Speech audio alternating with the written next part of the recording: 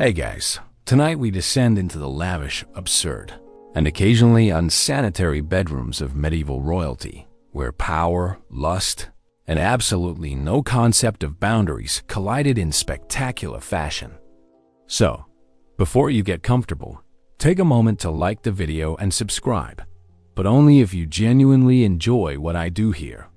And let me tell you, what we're diving into today makes modern relationship drama look like a polite disagreement over dinner reservations.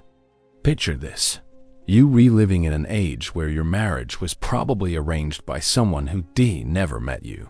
Contraception was basically hoping really hard, and the concept of privacy meant closing the castle door, maybe.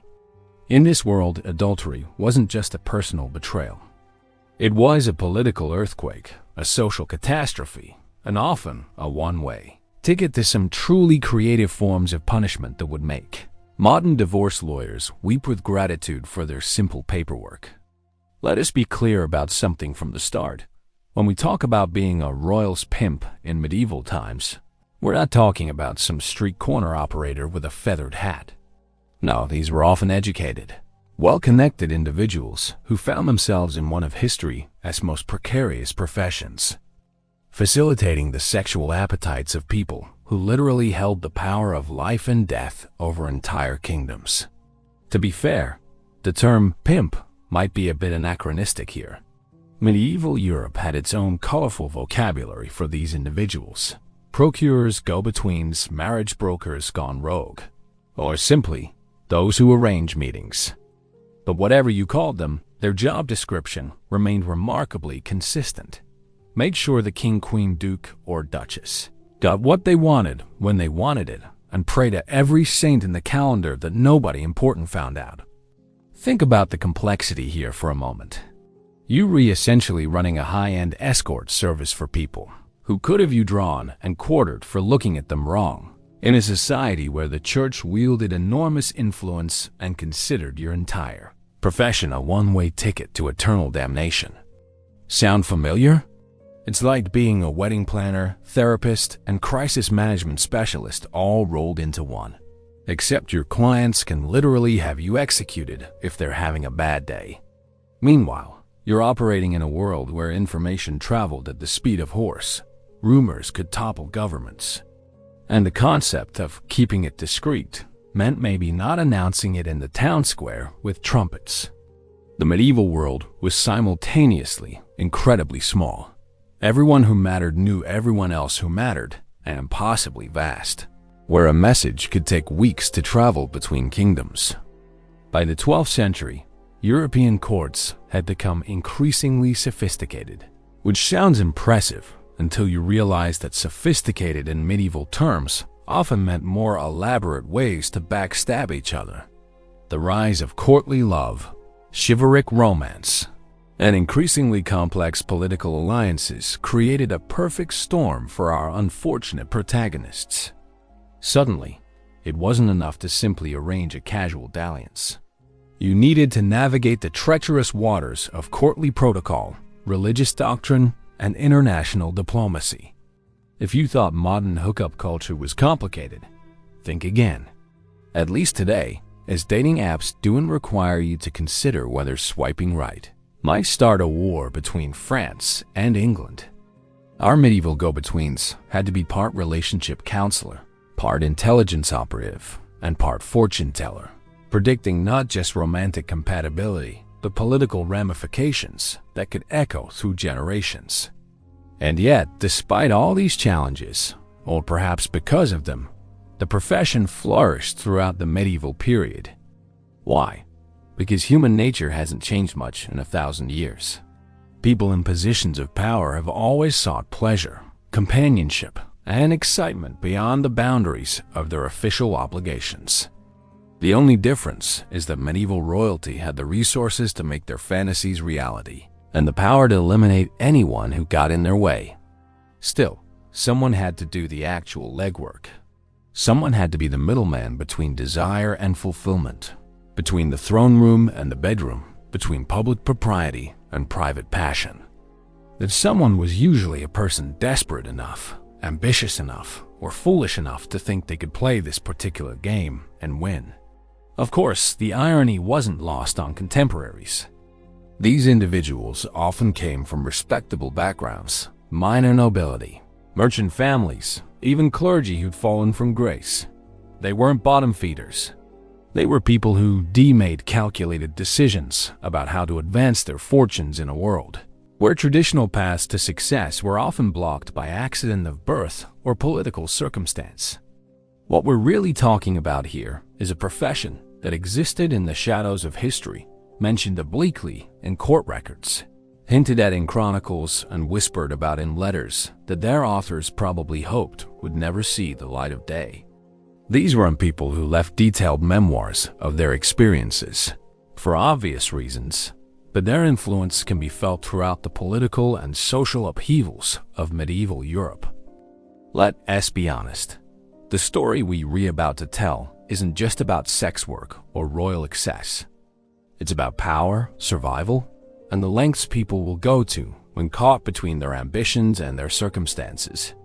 It's about a world where personal relationships had political consequences, where love could be treason, and where a single misstep could mean not just professional ruin but literal destruction. So buckle up, because we're about to explore one of history's most dangerous professions, where the pay was good, the hours were flexible, and the retirement plan was often a shallow grave. Welcome to the world of medieval royal procurement, where business was always personal, and personal was always deadly. Chapter 1. The Job Description from Hell. That's right. Let's start with the basics. What exactly did these people do all day? If you're imagining some medieval version of a modern dating app, you're not entirely wrong, except the stakes were infinitely higher and the customer service complaints could literally end with your head on a pike. The daily routine of a royal procurer was like being a personal assistant, therapist, and intelligence operative all rolled into one impossibly stressful package. Your morning might start with receiving a coded message about the king's sudden interest in the Duke of Burgundy. His wife followed by an afternoon spent figuring out how to arrange a chance encounter at the cathedral during evening prayers, and ending with a sleepless night wondering whether you've just helped orchestrate the next international incident. To be fair, the job description varied significantly depending on your employer's particular appetites and political situation. Some royals preferred variety. Think Henry VIII, but with less paperwork and more creative problem-solving. Others developed obsessions that required delicate, long-term cultivation. Either way, you weren't just arranging hookups. You were managing entire relationship ecosystems with the precision of a chess grandmaster and the discretion of a professional secret keeper. Let's be clear about the skill set required here. First, you needed the social connections to access the kinds of people who caught royal attention. This wasn't Tinder. You couldn't just swipe until you found someone suitable. Medieval society was rigidly hierarchical, and approaching the wrong person in the wrong way could land you in serious trouble even before you explained what you were actually after. Meanwhile, you needed to be a master of reading people, not just their desires, but their weaknesses, their fears, their price points. A successful procurer could walk into any court gathering and within an hour identify who was desperate for money, who was nursing a grudge against their spouse, who was ambitious enough to risk everything for a shot at royal favor, and who was absolutely, definitely not someone you wanted to approach under any circumstances. Sound familiar? It's like being a talent scout, except instead of looking for the next pop star, you're re-identifying people willing to risk everything for a night with someone who could elevate their entire family as fortunes or destroy them completely. The psychological profiling required was sophisticated enough to impress modern behavioral analysts. By the 13th century, as European courts became more centralized and elaborate, the procurer's role evolved to include what we might recognize today as event planning.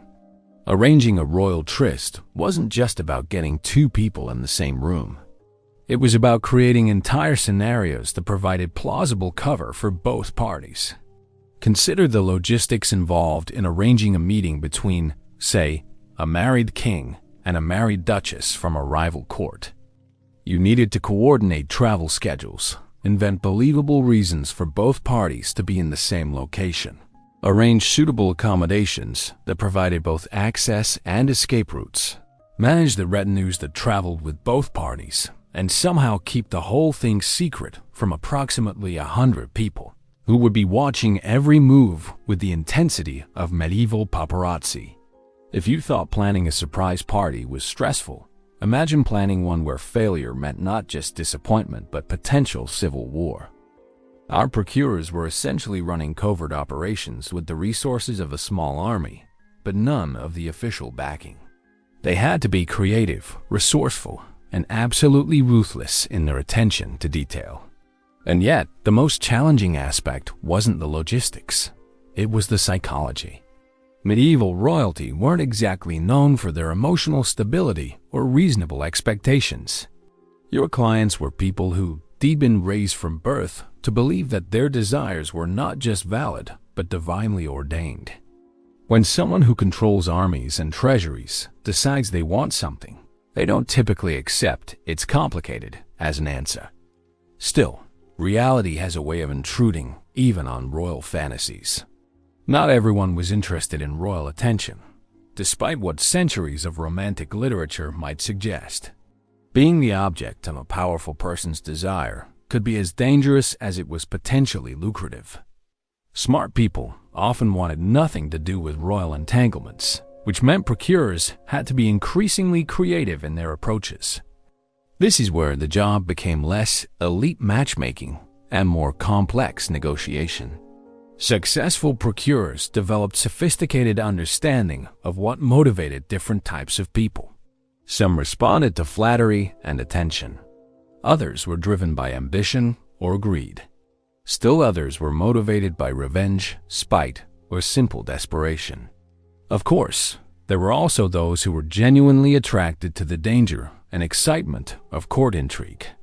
Medieval society could be incredibly restrictive, especially for women, and the opportunity to break social conventions while being protected by royal favor held obvious appeal for certain personality types.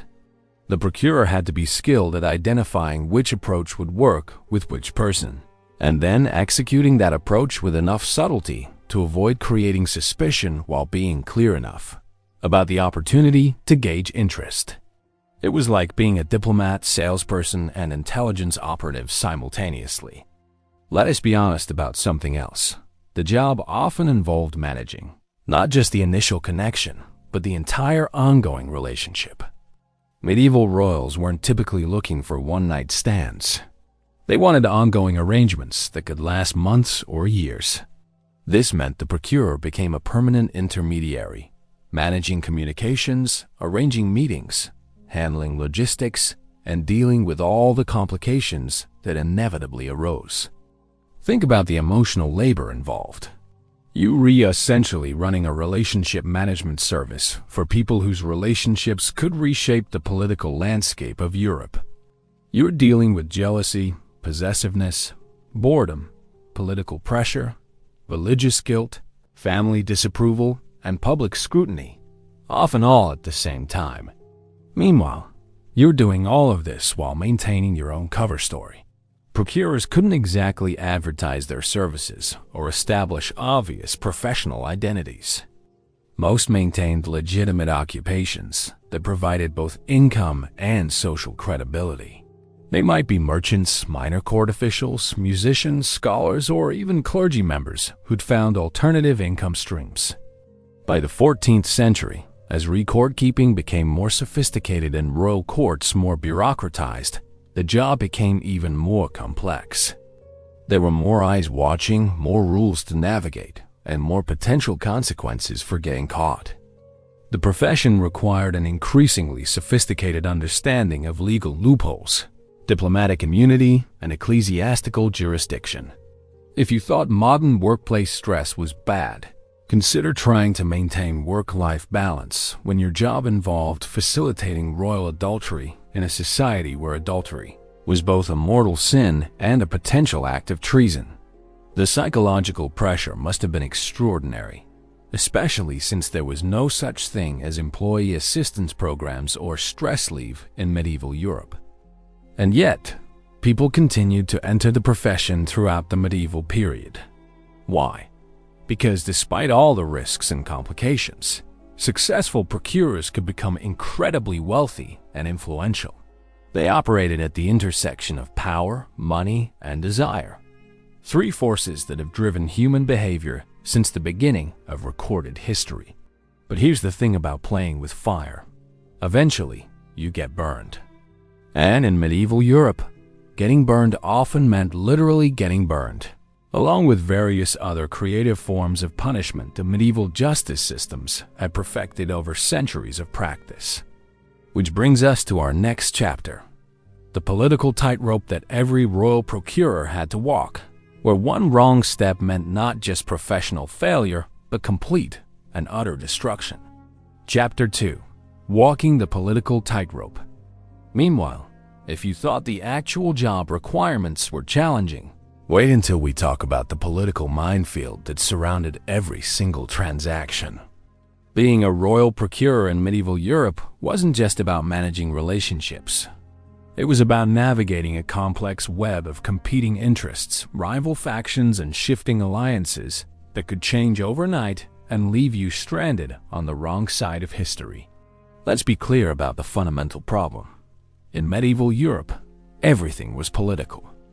Your choice of breakfast could be interpreted as a statement about your loyalties. Your clothing could signal religious or political affiliations. Even your hairstyle could mark you as supporting one faction or another. Now imagine trying to operate in this environment while facilitating relationships that could literally reshape the balance of power between kingdoms. To be fair, the political complexity wasn't just about avoiding offense, though that was certainly part of it. Royal procurers found themselves at the center of intelligence networks that would make modern spy agencies jealous. When you're arranging private meetings between powerful people, you inevitably learn things that various governments, church officials, and noble families would kill to know. Think about the information flow involved in this profession. You knew who was sleeping with whom, who was plotting against whom, who was desperate for money, who was planning to switch sides in the next conflict, and who had secrets that could destroy entire dynasties. Sound familiar? It's like being a therapist, journalist, and intelligence analyst all at once. Except your clients could have you executed if they suspected you might share their secrets with the wrong people. By the 12th century, as the Catholic Church consolidated its power and influence, procurers faced an additional layer of complexity: religious politics. The Church's official position on adultery, fornication, and pretty much any sexual activity outside of marriage for procreation was abundantly clear. Yet many church officials were surprisingly pragmatic when it came to the sexual adventures of wealthy and powerful patrons. Still, this pragmatism had limits, and those limits shifted depending on political circumstances, personal rivalries within the church hierarchy, and broader social pressures. A procurer needed to understand not just official church doctrine, but the personal positions and political calculations of specific bishops, abbots, and papal representatives who might become involved in any scandal. If you thought navigating modern office politics was complicated, imagine doing it when half your potential allies could excommunicate you, and the other half could have you publicly executed.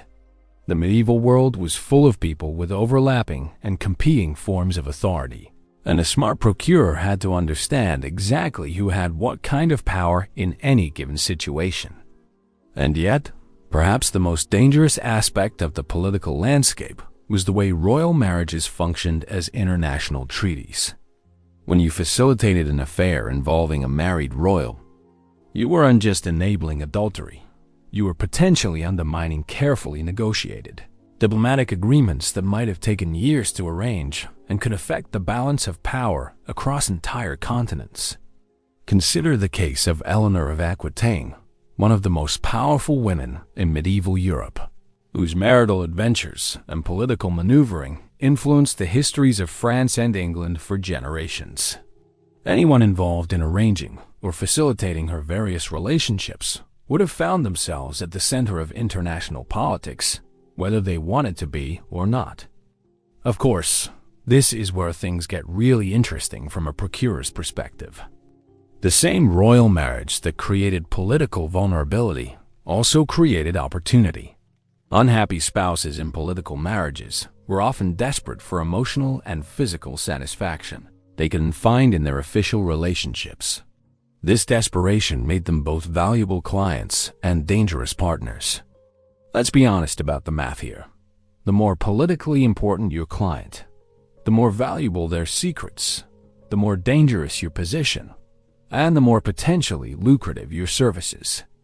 It was a profession where success and danger increased proportionally, creating a constant tension between ambition and survival instincts. Meanwhile, the political landscape was constantly shifting. Alliances that seemed solid could dissolve overnight. Yesterday's enemy could become today's essential ally.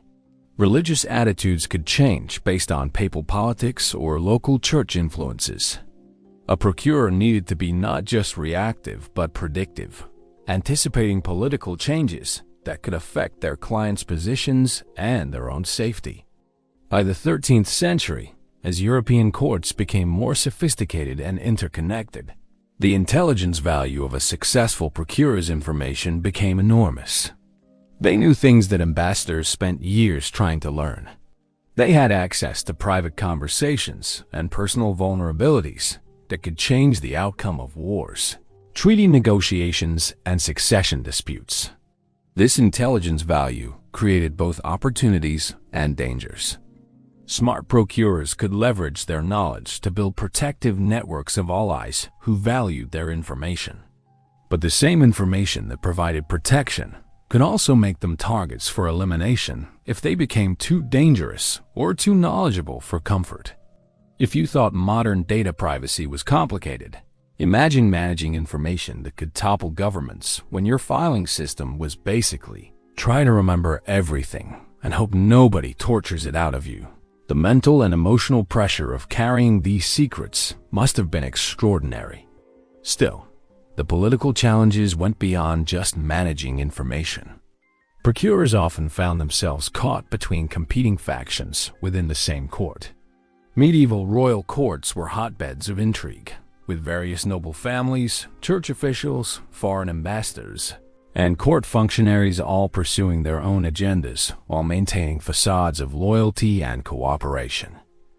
A successful procurer needed to understand these factional divisions and navigate them carefully. Facilitating a relationship that pleased one faction could make you enemies in another. Refusing a request from a powerful court figure could be just as dangerous as accepting it. The profession required an almost supernatural ability to read political winds and adjust accordingly. And yet, perhaps the most challenging aspect was dealing with the religious implications of the work. Medieval Europe was a deeply Christian society where concepts of sin, salvation, and divine judgment shaped every aspect of daily life. Procurers were facilitating behavior that was not just socially disapproved, but considered spiritually damning by the dominant religious authority. This created a complex psychological burden. Many procurers were themselves devoutly religious people who genuinely believed they were risking their immortal souls for temporal gain. Others developed sophisticated theological rationalizations for their work, arguing that they were merely facilitating natural human desires that God had created. Still others seemed to have compartmentalized their religious and professional lives in ways that would impress modern psychologists. Sound familiar? It's like being a crisis counselor, diplomatic advisor, and intelligence operative while also wrestling with profound questions about morality, salvation, and the nature of human desire. The job required not just practical skills, but philosophical sophistication and psychological resilience that few people possessed. By the 14th century, as European society became more legally complex and bureaucratized, procurers faced additional challenges from increasingly sophisticated law enforcement and judicial systems. Courts were keeping better records, laws were becoming more specific and detailed, and legal procedures were becoming more standardized, all of which made it harder to operate in the gray areas where the profession thrived. Meanwhile, the rise of universities and formal education was creating new classes of educated officials who were better at detecting and prosecuting the kinds of activities that procurers facilitated. The informal, relationship-based systems that had protected many procurers were being replaced by more formal, rule-based systems that were harder to manipulate or circumvent. Of course, this same period also saw increased demand for procurer services, as royal courts became larger, more elaborate, and more focused on display and entertainment. The tension between increasing demand and increasing risk created a professional environment that was both more lucrative and more dangerous than ever before. Let's be clear about what this meant in practical terms. By the late medieval period, being a royal procurer required the skills of a diplomat, the cunning of a spy, the psychological insight of a therapist, the business acumen of a merchant, and the survival instincts of a professional soldier. It was one of the most demanding professions in a world full of demanding professions. If you thought that was complicated, wait until we discuss the economic realities of the profession, where payment could come in many forms, debts could be collected in creative ways, and retirement planning often involved elaborate schemes to disappear before your past caught up with you. Chapter 3. The Economics of Vice. That's right, let's talk about the money. Because despite all the political intrigue and moral complexity, this was ultimately a business. And like any business, it had to turn a profit or it wouldn't exist.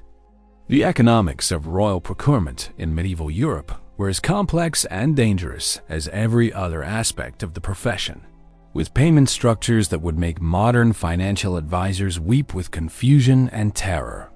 To be fair, the compensation could be extraordinary when things went well. We're talking about clients who literally controlled the treasuries of entire kingdoms. People for whom money was essentially unlimited and discretion was priceless. A successful procurer could accumulate wealth that rivaled minor nobility, acquire property across multiple kingdoms, and establish financial security that could last for generations. But here's where things get interesting. Payment wasn't just about money. Medieval economies operated on complex systems of obligation, favor, and reciprocal service that modern economists are still trying to fully understand. A royal client might pay you in gold, land grants, political appointments, legal protections, marriage arrangements for your children, or simply the promise of future considerations that could be worth more than immediate cash payment. Let's be clear about the calculation involved here.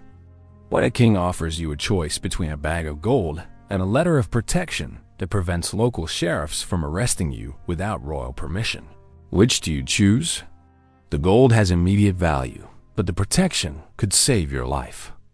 It's like being offered stock options in a startup run by people who could have you executed if the company fails. Meanwhile, the expense structure of the profession was equally complex. Running a successful procurement operation required significant upfront investment and ongoing operational costs that would challenge any modern business plan. You needed to maintain a network of contacts across multiple social levels, which meant regular gifts, payments, and favors to keep people willing to share information and provide services. Consider the logistics costs alone. Arranging a private meeting between two people who lived in different kingdoms could require weeks of travel, accommodation for multiple parties, payments to guards and servants for their discretion, gifts to various officials for their cooperation, and emergency funds for unexpected complications. A single successful arrangement could require the kind of complex financial planning that modern event management companies would find daunting. Sound familiar? It's like running a luxury travel service combined with a private investigation firm, except your clients expect absolute perfection and your mistakes could result in death rather than bad online reviews. The profit margins had to be substantial to justify the risks and expenses involved. By the 12th century, as European trade networks expanded and monetary systems became more sophisticated, procurers found themselves operating in an increasingly complex financial environment. They needed to understand exchange rates between different currencies, manage payments across multiple jurisdictions, and navigate legal systems that varied dramatically from one region to another. Still, the most challenging aspect of the economic model was the collection problem. When your clients are royalty and your services are officially non-existent, how do you collect payment if someone decides not to pay? You can't exactly take a king to small claims court or report them to a credit bureau. This is where the profession became less service provider and more high-stakes gambler. Successful procurers developed sophisticated strategies for ensuring payment, ranging from advance deposits held by trusted third parties to complex arrangements involving future considerations and reciprocal obligations. If you thought modern debt collection was complicated, imagine trying to collect payment from someone who could solve their financial obligations by having you quietly eliminated. The profession required not just business acumen, but a deep understanding of psychology, leverage, and risk management that would impress modern investment professionals. And yet, the most successful procurers found ways to make non-payment more costly than payment. They developed reputations for discretion and reliability that made their clients dependent on their services. They cultivated relationships with multiple competing royal houses, creating situations where alienating them could result in their services becoming available to rivals. Of course, this strategy had its own risks. Playing rival royal houses against each other was extraordinarily dangerous, requiring careful balance and perfect timing. One miscalculation could leave you exposed to retaliation from multiple directions simultaneously. It was like being a day trader, except instead of losing money on bad investments, you lost your life. Let us be honest about the economics of medieval royal courts. They were essentially massive wealth redistribution systems, designed to concentrate resources in the hands of a tiny elite, while creating complex webs of obligation and dependency among everyone else. Procurers operated at the intersection of these systems, facilitating transactions that helped maintain the social order while extracting substantial profits for themselves. Meanwhile, the competitive landscape was fierce and constantly changing. Success in the profession attracted imitators, and increased competition meant either expanding your market or finding ways to eliminate rivals. Medieval Europe wasn't exactly known for its business ethics, and the procurement profession operated in areas where legal protections were minimal and violent solutions were often considered acceptable. By the 13th century, successful procurers had begun developing what we might recognize today as brand identity and market positioning strategies. They cultivated reputations for specific types of services, developed networks of trusted associates, and created operational systems that could function across multiple kingdoms and court systems. This professionalization created both opportunities and dangers. Established procurers could command higher prices and attract better clients, but they also became more visible targets for law enforcement, rival competitors, and moral reformers who saw them as symbols of court corruption and social decay. If you thought modern professional networking was challenging, imagine building a career when your LinkedIn profile would basically be a confession to multiple felonies, and your industry associations were secret societies that communicated through coded messages and trusted intermediaries. Still, the most sophisticated procurers developed diversified business models that extended far beyond simple matchmaking. They became information brokers, political advisors, cultural intermediaries, and financial consultants. Their understanding of human psychology, political dynamics, and social networks made them valuable in numerous contexts beyond their core profession. And yet, diversification brought its own challenges. The more services you offered, The more secrets you knew, the more people had reasons to want you eliminated. Success in the profession required not just business growth, but careful management of the risks that came with increased visibility and influence. By the 14th century, as European financial systems became more sophisticated, some procurers had essentially become private bankers and investment advisors for the royal houses they served. They managed complex financial transactions, facilitated international trade deals, and provided services that modern financial institutions would recognize as wealth management and concierge banking.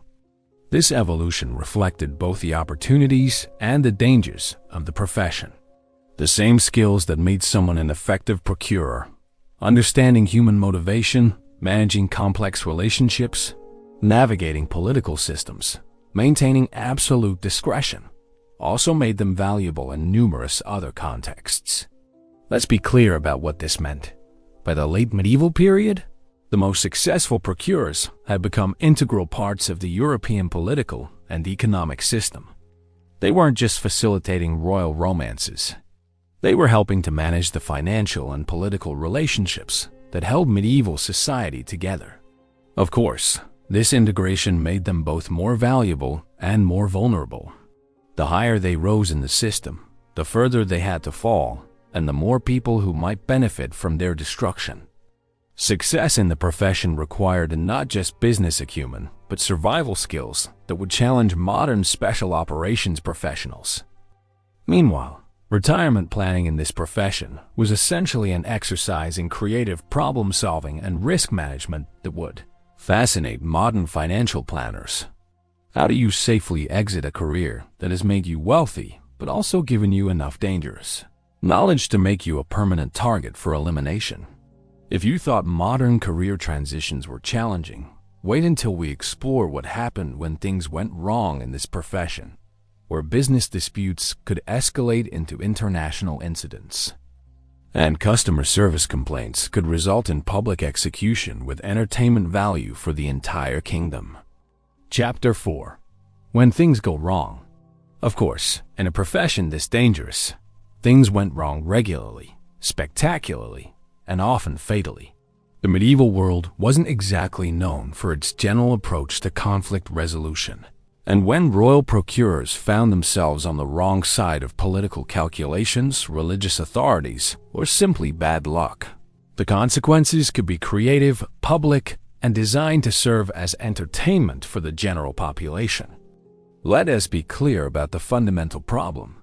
When your business involves facilitating secret relationships for people with unlimited power and violent temperaments, there are countless ways for things to go catastrophically wrong. Your clients could turn against you.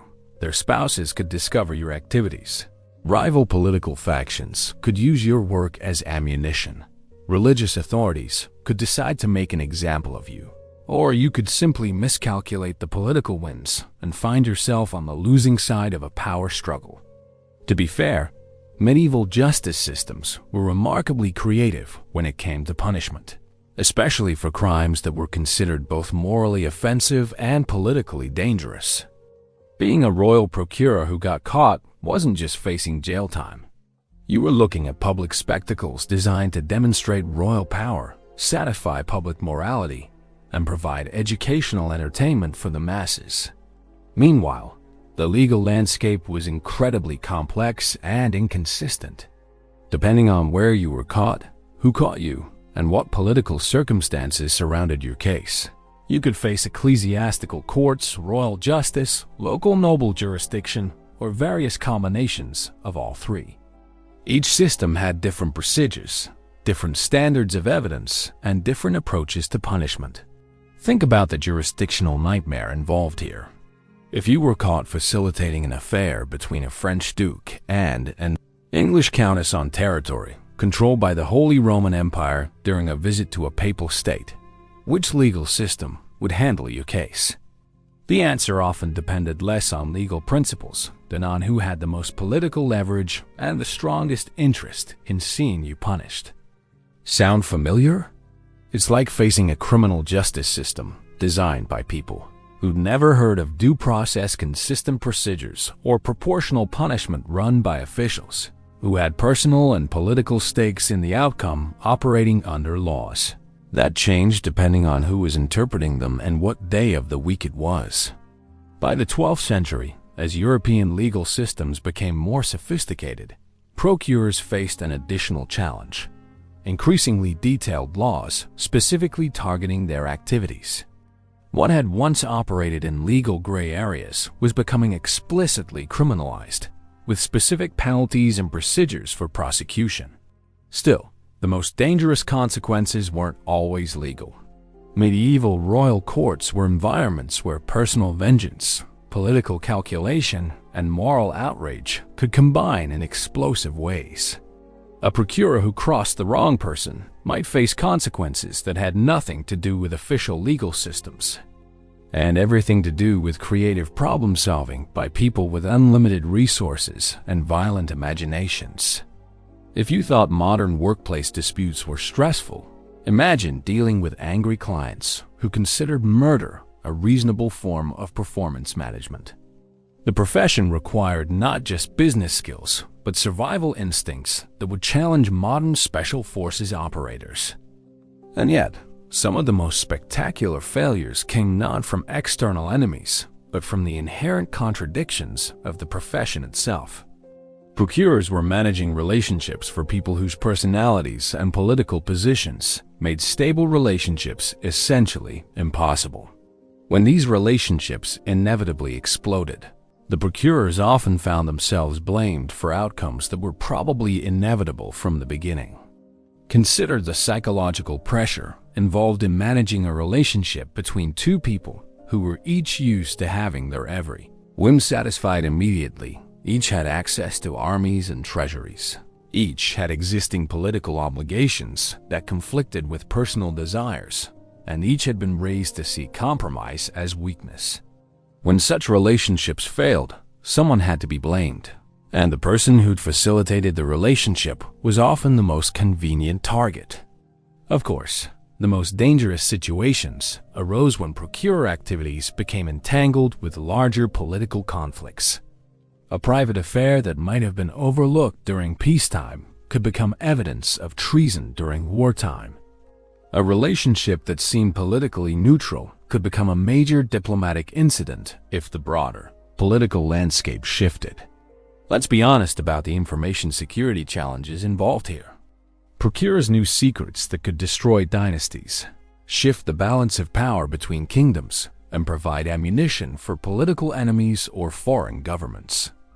This knowledge made them valuable, but it also made them incredibly dangerous to the people they served. Meanwhile, the medieval world had its own version of investigative journalism, in the form of chroniclers, court observers, and political commentators who were always looking for scandalous stories that would entertain readers and potentially advance their own careers. A procurer's activities could become public knowledge through these channels, creating crises that required immediate damage control. By the 13th century, as communication networks improved and information traveled faster across European courts, maintaining secrecy became increasingly challenging. What had once been local scandals could now become international incidents within weeks, forcing procurers to develop increasingly sophisticated counterintelligence and reputation management strategies. This is where things get really interesting from a historical perspective.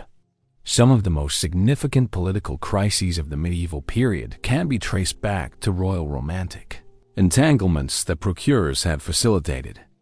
The profession that operated in the shadows often ended up shaping the course of European history in ways that its practitioners never intended or anticipated. If you thought modern social media scandals spread quickly, imagine dealing with rumor networks that operated through traveling merchants, diplomatic messengers, religious pilgrims, and court entertainers, who could spread stories across continents while adding their own embellishments and interpretations along the way. Still, the most creative punishments were often reserved for cases where authorities wanted to send specific messages about royal power, social morality, or political consequences. Public executions could be elaborate theatrical productions, designed to demonstrate various lessons about the consequences of overstepping social boundaries, challenging religious authority, or threatening political stability. And yet, some procurers managed to survive even spectacular failures through careful preparation, political connections, or simple luck. The profession attracted people who were naturally skilled at reading dangerous situations and adapting quickly to changing circumstances. The same skills that made them effective at their core work also made them effective at survival when things went wrong. By the 14th century, as European society became more legalistic and bureaucratic, procurers faced new forms of legal jeopardy, but also new opportunities for legal protection. The increasing complexity of legal systems created loopholes and procedural protections that skilled operators could exploit, but it also created new ways for enemies to pursue legal persecution. Let us be clear about the fundamental risk-reward calculation here. The profession offered extraordinary potential rewards, but also extraordinary potential consequences. People entered it understanding that success could bring wealth and influence beyond their wildest dreams, but failure could result in public disgrace, torture, execution, and eternal damnation, often in front of cheering crowds who considered the whole spectacle prime entertainment.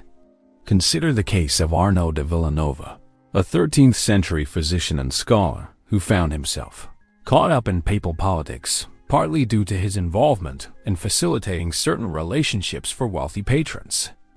His story illustrates how quickly a successful career could turn into a nightmare of legal persecution, religious investigation, and political manipulation that stretched across multiple kingdoms and lasted for years. Of course, not all disasters were quite so dramatic. Sometimes procurers simply miscalculated their client's psychology or political position. A king who seemed devoted to his mistress 1 month could be planning her execution the next, especially if political circumstances changed or if other advisors convinced him that the relationship had become a liability. Meanwhile, the religious consequences were often considered worse than the political ones, at least by the procurers themselves. Medieval Europe was a society where most people genuinely believed in eternal punishment for mortal sins, and procurers were facilitating behavior that pretty much every religious authority agreed was damning for everyone involved. This created fascinating psychological tensions. Many procurers developed elaborate theological rationalizations for their work, arguing that they were facilitating natural human desires that God had created, or that they were preventing worse sins by providing controlled outlets for royal appetites. Others seemed to compartmentalize their religious and professional lives in ways that would interest modern psychologists. If you thought modern work-life balance was challenging, imagine trying to maintain spiritual equilibrium when your job involved facilitating behavior that your religion taught would result in eternal torment for everyone involved, including yourself. The psychological pressure must have been extraordinary, especially since medieval confession and absolution systems weren't exactly designed to handle ongoing professional sinning. Still, some of the most spectacular failures resulted from the intersection of personal relationships and political calculations that procurers couldn't have anticipated. A casual affair arranged for entertainment purposes could become a major political crisis if one of the participants developed genuine emotions. If pregnancy resulted, if existing spouses decided to make an issue of the situation, or if rival political factions decided to use the relationship as ammunition. And yet, the profession continued to attract new practitioners throughout the medieval period, suggesting that either people were remarkably optimistic about their chances of success or the potential rewards were so extraordinary that they justified almost any level of risk. Probably both factors were involved, along with the simple reality that medieval Europe offered limited opportunities for social advancement outside of military service, religious careers, or various forms of entrepreneurship that were often just as dangerous. By the late medieval period, as European society became more complex and interconnected, The consequences of professional failure often extended far beyond the individual procurer. Entire networks of associates, family members, and financial partners could be destroyed when a major procurement operation collapsed, creating cascading effects that could influence court politics for generations. This network vulnerability created additional pressure for operational security and risk management that would challenge modern organized crime organizations. Procurers had to balance the need for trusted associates against the danger that any associate could become a liability if captured and interrogated using medieval persuasion techniques that were notably effective at extracting information. Let's be honest about medieval interrogation methods. They were designed by people who understood psychology, pain tolerance, and social pressure in ways that would impress modern behavioral scientists, but who had no ethical constraints on their methods and unlimited time to achieve their objectives. The prospect of facing such interrogation provided powerful motivation for careful operational security. Meanwhile, the most sophisticated procurers developed elaborate contingency plans for various forms of professional disaster. These might include escape routes to friendly territories, hidden financial reserves, alternative identities, protective relationships with powerful patrons, or simply detailed knowledge of other people's secrets that could be used as bargaining chips if necessary. Sound familiar? It's like being a crisis management specialist, insurance planner, and emergency preparedness consultant all at once, except instead of planning for natural disasters or market crashes, you're replanning for scenarios where powerful people decide that eliminating you would solve their problems more efficiently than paying you or negotiating with you. Of course, even the best contingency planning couldn't account for all the ways things could go wrong in a profession this complex and dangerous. Medieval Europe was full of unexpected political shifts, religious movements, military campaigns, plague outbreaks, and natural disasters that could disrupt carefully laid plans and create new forms of vulnerability. This unpredictability was both a challenge and an opportunity for skilled procurers. The same political instability that made the profession dangerous also created constant demand for the services they provided, as royal houses sought allies, information, leverage, and simple human comfort in an uncertain world. If you thought that was the worst part of the job, wait until we explore the personal costs of spending your career facilitating relationships for other people while operating in complete social isolation, managing secrets that could destroy kingdoms, and wondering whether today might be the day that your luck finally runs out and your past catches up with you. Chapter 5. The Human Cost. Meanwhile, let us talk about what this profession did to the people who practiced it, because beyond all the political intrigue, financial complexity, and legal jeopardy, there was a profound human cost to spending your life facilitating intimacy for others while living in complete isolation yourself. The psychological and social consequences of being a royal procurer were as brutal as any of the physical dangers, and arguably more inescapable. To be fair, the social isolation wasn't entirely by choice. When your profession involves managing secrets that could topple governments, normal social relationships become essentially impossible. You can't have casual friendships when casual conversation might accidentally reveal information that could get people executed. You can't have romantic relationships when your partner might be targeted by your enemies or used as leverage against you. Think about the fundamental human contradiction involved here. You re-spending your entire career facilitating human connection and intimacy for other people, while your own life becomes increasingly disconnected from normal human relationships.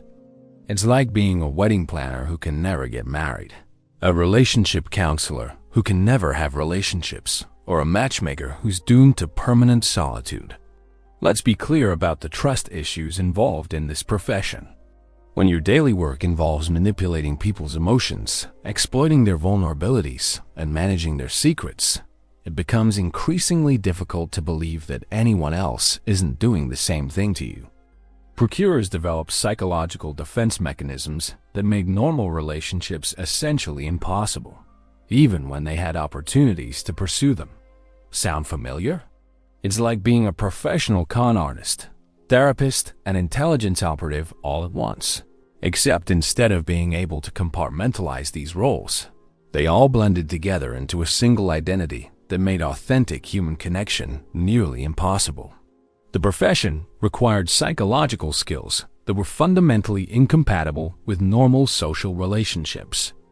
By the 12th century, as European society became more socially complex and psychologically sophisticated, successful procurers had essentially become professional psychologists who specialized in understanding human motivation, predicting behavior, and manipulating emotional responses. These skills made them extraordinarily effective at their work, but they also made normal relationships feel shallow and manipulative. Still, perhaps the most devastating aspect was the way the profession affected procurers' understanding of human relationships generally. When you spend your career observing the worst aspects of human nature, the selfishness, betrayal, manipulation, and cruelty that characterize so many royal relationships, it becomes difficult to maintain faith in the possibility of genuine love, loyalty, or connection.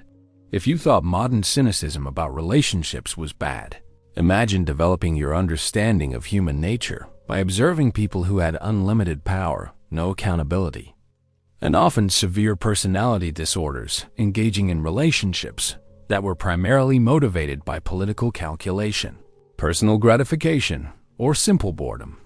And yet, some procurers seem to have maintained surprising optimism about human relationships, perhaps because they also witnessed moments of genuine connection, tenderness, and sacrifice that provided counterbalance to the more sordid aspects of their work. The profession offered unique insights into both the worst and best aspects of human nature, often simultaneously. Of course, the moral burden was perhaps even more challenging than the social isolation. Most procurers were operating in societies where they genuinely believed their professional activities were putting their immortal souls at risk. The tension between professional success and spiritual well-being created psychological pressures that modern secular society can barely comprehend. This is where medieval religious culture becomes really important to understanding the human cost of the profession. These weren't people who could simply dismiss religious concerns as superstition. They were living in societies where religious belief shaped every aspect of daily life, and where the prospect of eternal damnation was as real and immediate as any earthly consequence. Let us be honest about the psychological compartmentalization required here. You had to simultaneously believe deeply enough in Christian morality to function in medieval society, while also regularly facilitating behavior that Christian morality explicitly condemned, all while maintaining enough cognitive consistency to function professionally and personally without complete psychological breakdown. Meanwhile, the financial success that made the profession attractive also created its own forms of social isolation. Wealthy procurers couldn't display their wealth too openly without attracting unwanted attention, couldn't explain the sources of their income without confessing to criminal activity, and couldn't use their money to purchase the social position and respectability that wealth normally provided. By the 13th century, successful procurers had often accumulated substantial wealth but found themselves unable to enjoy it in normal ways. They couldn't buy impressive homes without explaining their income sources. They couldn't marry into respectable families without background investigations that would expose their activities. They couldn't even retire comfortably without maintaining the secrecy that had made their success possible. This created a peculiar form of golden handcuffs. The more successful you became, the more trapped you became in the lifestyle that had made success possible. Retirement from the profession meant not just giving up income, but potentially exposing yourself to retaliation from former clients who preferred that their secrets die with the people who knew them. If you thought modern work-life balance was challenging, imagine a career where professional success made normal life increasingly impossible, where wealth brought isolation rather than freedom, and where retirement planning involved elaborate schemes to disappear completely, while hoping that your former clients wouldn't track you down for security reasons. Still, some procurers found ways to create meaning and satisfaction within the constraints of their profession. They developed patron relationships that provided emotional satisfaction along with financial reward. They became mentors to younger practitioners, passing along professional wisdom and survival skills. Some even found ways to use their unique position to facilitate relationships that brought genuine happiness to their clients. And yet, the most successful procurers were often those who managed to maintain some form of authentic human connection despite the professional pressures toward isolation and cynicism. They might develop deep friendships with other people in similarly marginal professions, form emotional bonds with clients that transcended pure business relationships, or maintain family connections that provided emotional anchoring. By the 14th century, as European society became more psychologically sophisticated, some procurers had essentially become informal therapists and emotional advisors for their clients. The same skills that made them effective at arranging relationships also made them valuable as counselors, confidants, and emotional support systems for people whose official positions prevented them from seeking help through normal channels. This evolution created both opportunities and additional burdens. Procurers who became emotional confidants gained deeper protective relationships with their clients. But they also accumulated additional psychological burdens as repositories for their clients' fears, guilt, trauma, and emotional instability. Let's be clear about what this meant. By the late medieval period, successful procurers were often serving not just as facilitators, but as informal mental health professionals for some of the most powerful and psychologically damaged people in European society. They were providing services that modern therapists would find challenging, without training, professional support, or ethical guidelines. Meanwhile, the profession attracted people who were often dealing with their own psychological issues and personal traumas. The combination of high stress, social isolation, moral ambiguity, and constant danger created working conditions that would challenge even mentally healthy individuals. But many procurers were people who had entered the profession precisely because traditional social institutions had failed them.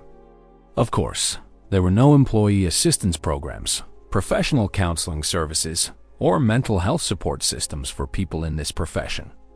Procurers had to develop their own coping mechanisms, support networks, and psychological defense strategies, often while dealing with levels of stress and trauma that would overwhelm most people.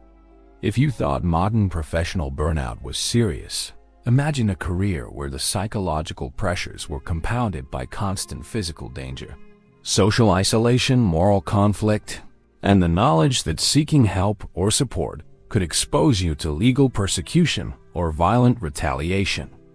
Still, some procurers managed to find ways to maintain psychological health and personal satisfaction despite the professional pressures. They developed spiritual practices that provided meaning beyond material success, cultivated relationships that offered emotional sustenance, and found ways to use their unique position to create positive outcomes for people they cared about. And yet, the profession fundamentally changed everyone who practiced it for any significant length of time.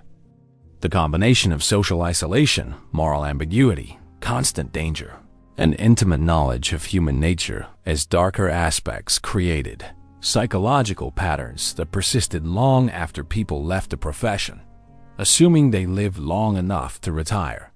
By the late medieval period, former procurers often struggled with reintegration into normal society, trust issues that made relationships difficult, cynicism that affected their worldview, and psychological scars from years of operating in environments where betrayal, violence, and moral compromise were daily realities. This brings us to our final question. What was the ultimate legacy of this profession, both for the individuals who practiced it and for the medieval society that both created and destroyed them? The answer reveals something profound about human nature, social systems, and the prices people pay for operating at the intersection of power, desire, and survival. Chapter 6. The Competition. Let's be honest here. If you thought modern business competition was cutthroat, you clearly haven't studied medieval court intrigue. Picture this. You reoperating in a world where your competitors don't just steal your clients or undercut your prices. They literally poison your wine, seduce your informants, and occasionally arrange for you to have an unfortunate accident involving a very sharp dagger and a very dark alley. The medieval procuring business wasn't just about finding the right companion for the right royal at the right time. That's right. It was about establishing and defending territory, like some sort of perverted medieval gang warfare, complete with codes, territories, and blood feuds that could last generations. Meanwhile, across Europe, these networks operated with all the sophistication of modern organized crime families, but with significantly worse hygiene and a lot more religious guilt thrown into the mix. Sound familiar? It should, because human nature hasn't changed much in the last 1,000 years. Only the technology and the excuses. To be fair, establishing territory in medieval Europe was not as simple as hanging up a shingle that said, "Royal companionship services available here." Your territory was defined by relationships, bloodlines, trade routes, and most importantly, who owed whom favors. And yet, these territories were fiercely protected, because losing your turf meant losing everything. Consider the case of Marguerite de Flanders, who operated what was essentially a high-end matchmaking and companionship service across 3 different kingdoms in the 13th century. Her territory stretched from the court of King Louis IX of France to the merchant princes of Venice. But maintaining that network required constant vigilance against rivals who wanted to muscle in on her action.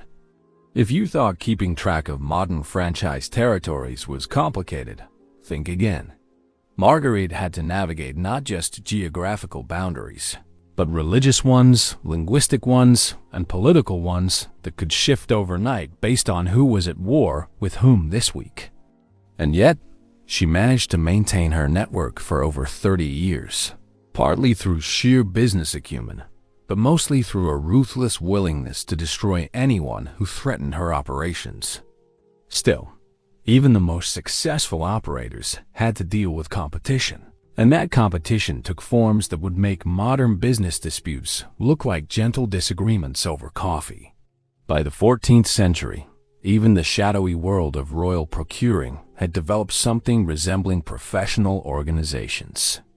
Of course, they couldn't exactly advertise their services in the town square, so these guilds operated more like secret societies, complete with coded language, initiation rituals, and membership fees that were paid in favors rather than coin. The Guild of Courtly Companions, as they euphemistically called themselves in France, operated with all the bureaucratic complexity of a modern trade union.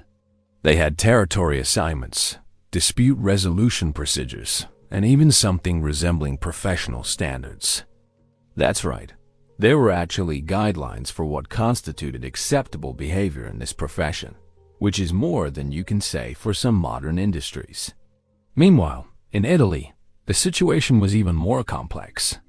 The various city-states each had their own networks, and competition between them was so intense that it occasionally spilled over into actual warfare.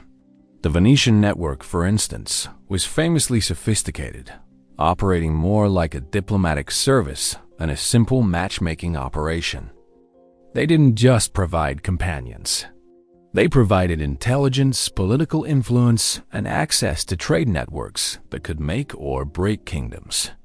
And yet, for all their organization and sophistication, these guild-like structures were constantly threatened by independent operators who refused to play by the rules. These freelancers, as we might call them today, posed a constant threat to established networks because they could undercut prices, ignore territorial boundaries, and operate without the overhead costs that came with guild membership. Of course, when your business operates in the shadows, Traditional methods of dealing with competition, like filing lawsuits or complaining to regulatory authorities, weren't exactly available options. Instead, medieval procurers developed sabotage into something approaching an art form. Let's be clear about how this worked in practice. If a rival operator was getting too successful in your territory, you didn't just sit back and accept it. You found ways to discredit them, undermine their operations, or in extreme cases, arrange for their permanent removal from the competition. Consider the infamous case of Pietro di Marco, who operated a highly successful network in 14th century Milan. His main rival, a woman known only as La Contessa, spent 3 years systematically destroying his business through a campaign that would impress modern corporate espionage experts. She seduced his key informants, spread rumors about his discretion, and even arranged for several of his clients to be caught in compromising situations that could be traced back to his services. To be fair, Pietro wasn't exactly playing fair either. He responded by having several of La Contessa's most valuable companions recruited by competing networks, bribing servants in houses where she operated, and even arranging for a particularly embarrassing incident involving a cardinal, a married duchess, and a very public discovery that effectively ended La Contessa's career in Milan. Sound familiar? The methods might have changed, but corporate warfare has ancient roots, and nowhere were those roots deeper than in the medieval shadow economy of royal entertainment. If you thought competition within a single kingdom was intense, the international market was absolutely brutal. By the 15th century, the most successful operators weren't just working within their home territories. They were operating across multiple kingdoms, navigating different legal systems, languages, and cultural expectations. Meanwhile, this international expansion created new forms of competition that were even more complex and dangerous than domestic rivalries. A French procurer operating in the English court wasn't just competing with local operators. They were dealing with centuries of national prejudice, linguistic barriers, and the constant threat of being accused of espionage. Still, the rewards for successful international operation were enormous. The Medici banking family, for instance, didn't just finance trade and warfare. They also operated what was essentially a multinational companionship service that provided everything from marriage negotiations to discreet entertainment across multiple kingdoms. And yet, operating internationally meant dealing with competitors who had home field advantages, local knowledge, and often the backing of their own royal patrons. The result was a form of shadow warfare that played out in bedchambers and ballrooms across Europe, with victories and defeats measured not in battlefield casualties, but in ruined reputations, broken alliances, and occasionally, mysterious disappearances. Of course, all this competition had real economic consequences. In a business where reputation was everything, and discretion was literally a matter of life and death, even minor damage to your professional standing could be catastrophic. Let's be honest about the mathematics of medieval procuring. Your overhead costs were enormous. Bribe security, safe houses, travel expenses. Your client base was limited. There are only so many royals in any given kingdom, and your profit margins, while potentially huge, were also incredibly volatile. Add in serious competition, and the economic pressures became almost unbearable. That's right. Many operators were forced into increasingly desperate measures simply to survive economically. Some formed alliances with their competitors, creating cartels that divided territory and clients. Others specialized in particular niches, exotic companions from distant lands, for instance, or services that catered to very specific royal fetishes. Still, the most successful operators were those who managed to eliminate their competition entirely, either through superior service, better connections, or more effective sabotage. The survivors weren't necessarily the most talented or the most ethical. They were the ones who understood that in a business operating outside the law, the only real rule was survival. By the end of the medieval period, The procuring business had evolved into something resembling modern organized crime, complete with territorial boundaries, professional codes, and elimination of competitors through methods that range from economic warfare to actual warfare. Chapter 7. The Client Management Nightmare. If you thought managing difficult customers was challenging in the modern service industry, let me introduce you to the absolute nightmare that was handling medieval royalty as clients. These weren't just demanding customers. These were people who literally believed they were appointed by God to rule over other human beings, who had never heard the word no spoken in their presence, and who had access to dungeons, executioners, and creative torture devices when they were dissatisfied with service. Let us be clear about what you were dealing with here. Individuals who had been raised from birth to believe that their every whim should be instantly gratified, who had unlimited resources to enforce their demands, and who lived in a world where the concept of customer service complaints involved considerably more beheading than we are comfortable with today. Meanwhile, your job was to not just satisfy these individuals, but to do so while navigating their psychological issues, their political pressures, their family dynamics, and their often spectacularly unrealistic expectations about what was actually possible, even with unlimited money and influence. To be fair, it is hard to imagine what it would be like to grow up believing you were divinely appointed to rule over millions of people. The psychological impact of absolute power, combined with complete isolation from normal human interaction, created personality types that would challenge even modern therapists with advanced degrees and pharmaceutical intervention. Consider King Charles VI of France, known as Charles the Mad, who genuinely believed he was made of glass and would shatter if touched. Sound familiar? Working with a client who has both unlimited power and severe mental health issues creates operational challenges that go far beyond normal customer service training. Your job as his procurer wasn't just finding suitable companions. It was finding companions who could work with a man who might suddenly believe he was a wolf who refused to bathe for months at a time and who occasionally forgot who he was entirely.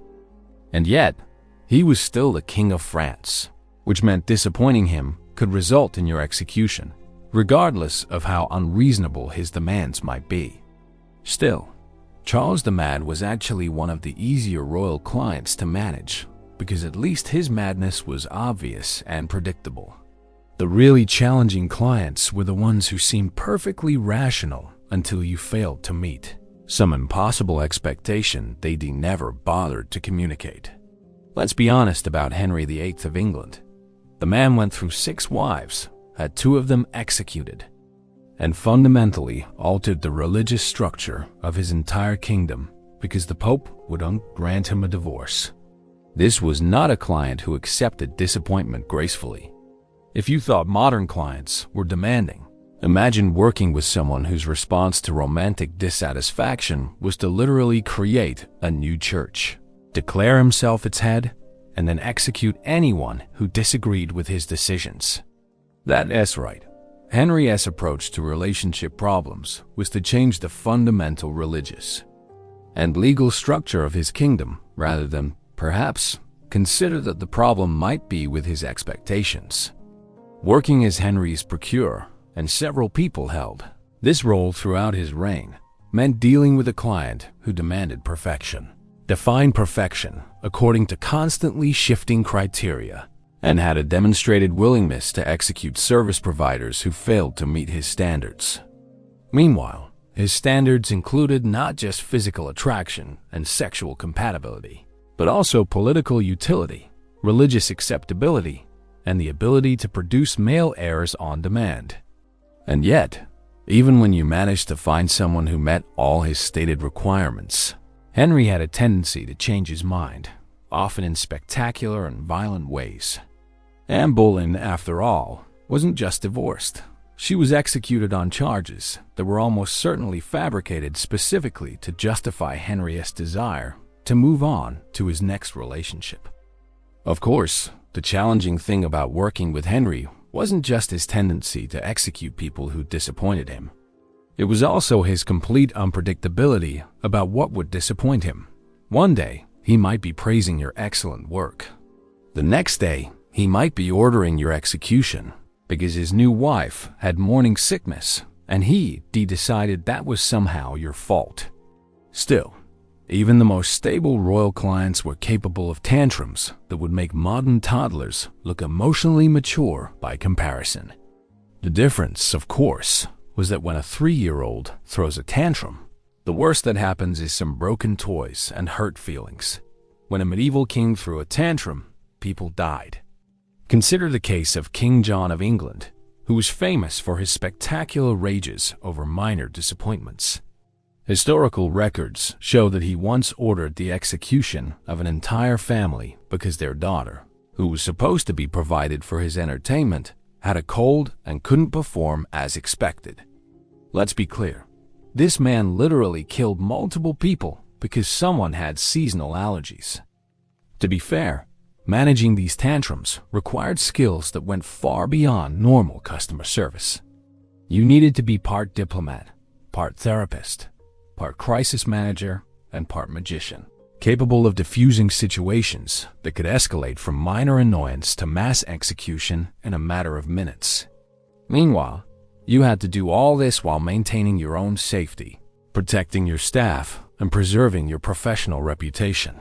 Sound familiar? It shouldn't, because no modern service industry comes close to these operational challenges. And yet, the challenges of royal client management varied dramatically depending on which royal house you were dealing with. The French court operated according to completely different cultural expectations than the English court, which was completely different from the Italian city-states, which bore no resemblance whatsoever to the German principalities. If you thought adapting your service style to different customer preferences was challenging, try doing it when those preferences are shaped by centuries of cultural tradition, religious doctrine, and political rivalry. A service approach that worked perfectly with French royalty could get you executed in England, not because the service was bad, but because the cultural context made it unacceptable. Consider the differences between the Byzantine court and the courts of Western Europe. Byzantine emperors expected their service providers to approach them with elaborate ceremonial protocols that could take hours to complete properly. Meanwhile, Norman kings preferred direct, efficient service that would have been considered shockingly informal in Constantinople. Still, the most challenging clients were often the ones who had been raised in one cultural tradition but were operating in another. Eleanor of Aquitaine, for instance, brought southern French cultural expectations to the English court, creating a clash of styles that made service provision incredibly complex for everyone involved. Of course, the absolute worst clients were the ones who combined mental instability with unlimited power and a taste for violence. These weren't just difficult customers. They were active threats to everyone around them, including the people trying to serve them. Let us be honest about what you were dealing with here. Individuals like Caligula in the Roman period, or closer to our time frame, rulers like even the Terrible, who combined paranoid delusions with a genuine enjoyment of torture and execution. Working with these clients wasn't just professionally challenging. It was a form of extreme sport, where the penalty for losing was death. That's right. Your job was to satisfy the desires of people who might decide, on a whim, that you were plotting against them, or that your failure to read their mind constituted treason, or that executing you would be entertaining. And yet, you couldn't simply refuse their business, because refusing royal clients was itself a form of treason. Meanwhile, you had to protect your staff from these clients while still providing the services they demanded. This often meant elaborate security protocols, backup plans for emergency evacuation, and maintaining detailed intelligence networks to predict when a client's mental state was deteriorating to dangerous levels. Still, perhaps the most complex client management challenges arose when you were dealing with royals from different kingdoms who were visiting or intermarrying. These situations combined all the normal challenges of royal client management with additional layers of diplomatic complexity, cultural misunderstanding, and political tension. Consider what happened when you had to provide services for a diplomatic marriage between royal houses from different countries. You weren't just managing individual client preferences. You were managing the intersection of different legal systems, religious traditions, and cultural expectations, all while maintaining the diplomatic relationships that your kingdom depended on. If you thought modern cross-cultural business was complicated, imagine doing it when cultural misunderstandings could literally start wars. A service approach that was perfectly appropriate for the bride, as cultural background might be deeply offensive to the groom, and your job was to somehow navigate these differences without causing a diplomatic incident. By the end of the medieval period, successful royal procurers had developed client management skills that would be impressive even by modern standards. They were essentially running high-stakes diplomatic operations disguised as entertainment services, managing clients whose satisfaction could determine the fate of kingdoms. Chapter 8. Tools of the Trade. Let's be clear about something.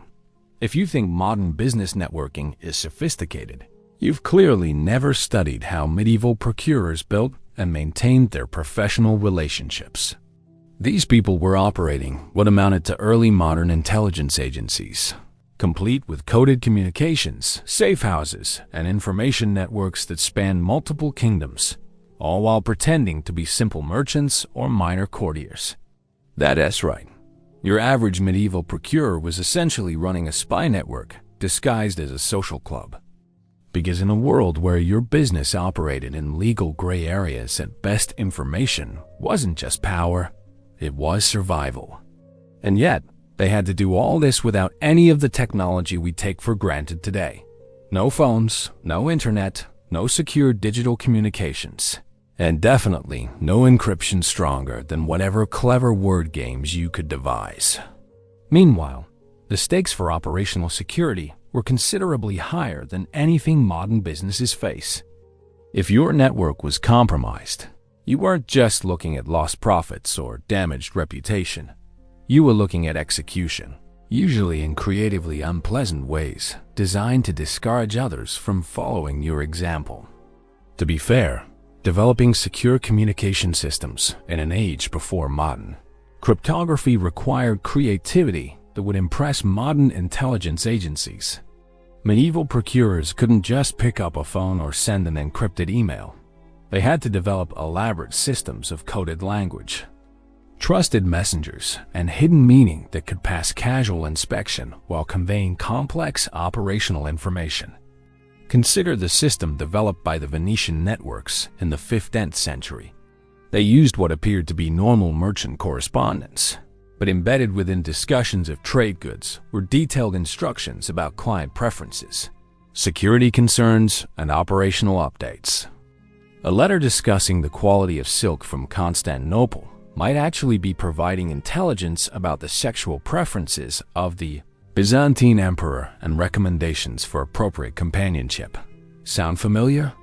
It shouldn't, because developing this level of operational sophistication without modern technology required skills that most people today couldn't even comprehend, let alone replicate. If you thought learning modern business communication software was challenging, imagine having to memorize dozens of different coded vocabularies. Depending on which kingdom you were operating in, which religious authorities might intercept your messages, and which political factions were currently in power. Still, the most impressive aspect of these communication systems wasn't their complexity. It was their reliability. Medieval procurers managed to maintain secure communications across distances of thousands of miles, often taking months to deliver, while ensuring that sensitive information didn't fall into the wrong hands. And yet, communication systems were just one part of a much larger intelligence apparatus that successful procurers had to build and maintain. Your information network was the foundation of your entire operation, because in a business where discretion was literally a matter of life and death, you needed to know everything about everyone before you made any moves. Let's be honest about what this meant in practice. You needed informants in royal households, religious institutions, merchant guilds, and military organizations. You needed people who could tell you about shifting political alliances, emerging scandals, changing religious attitudes, and potential threats to your operation.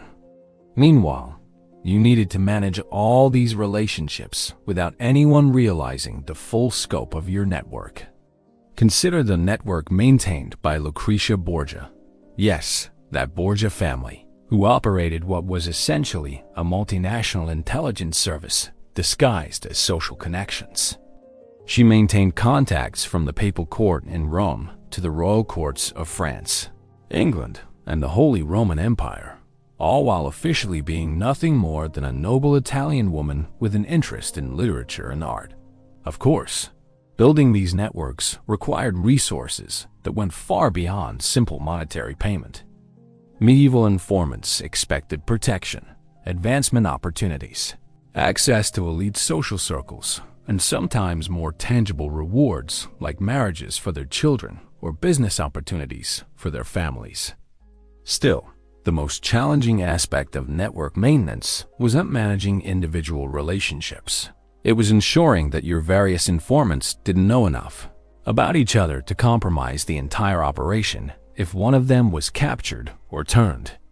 To be fair, maintaining an effective intelligence network in medieval Europe required mastery of influence techniques that would make modern lobbyists look like amateurs. You couldn't just rely on money to buy information and cooperation. You needed to understand the complex web of obligations, ambitions, and vulnerabilities that motivated people in a hierarchical society. That's right.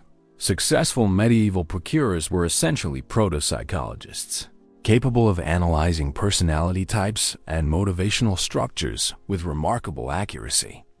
They had to understand not just what people wanted, but what they feared, what they hoped for, and what they would risk everything to protect. Meanwhile, the techniques they used to maintain influence would be completely illegal in modern democratic societies.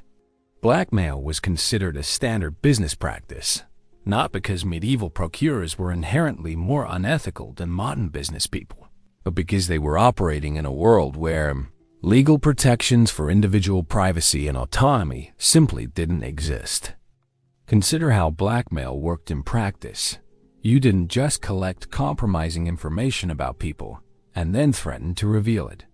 Instead, you built relationships where the revelation of certain information would be mutually destructive, creating systems of mutual assured discretion that were much more stable than simple extortion.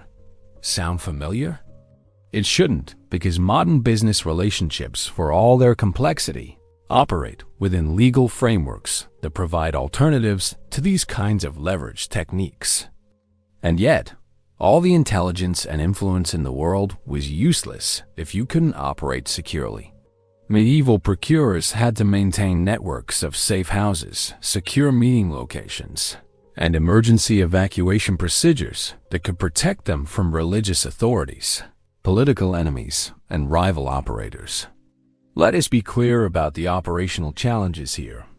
You needed locations where sensitive meetings could take place without attracting attention, where your staff could operate without being identified, and where evidence of your activities could be quickly destroyed if necessary. Meanwhile, you needed multiple backup locations because any safe house could be compromised at any time. If you thought modern operational security was complex, imagine trying to maintain it in a world where there were no hotels. You stayed in private homes or religious institutions. No anonymous transportation. You traveled in identifiable groups with known companions, and no reliable methods of destroying sensitive documents. Paper was expensive and rare. Most records were kept on parchment that was difficult to dispose of quickly. Still, the most sophisticated operators managed to maintain security protocols that would be impressive even by modern standards. They used compartmentalized information systems, multiple identity documents, and elaborate cover stories that could withstand casual investigation. Consider the safe house network maintained by the Medici banking family.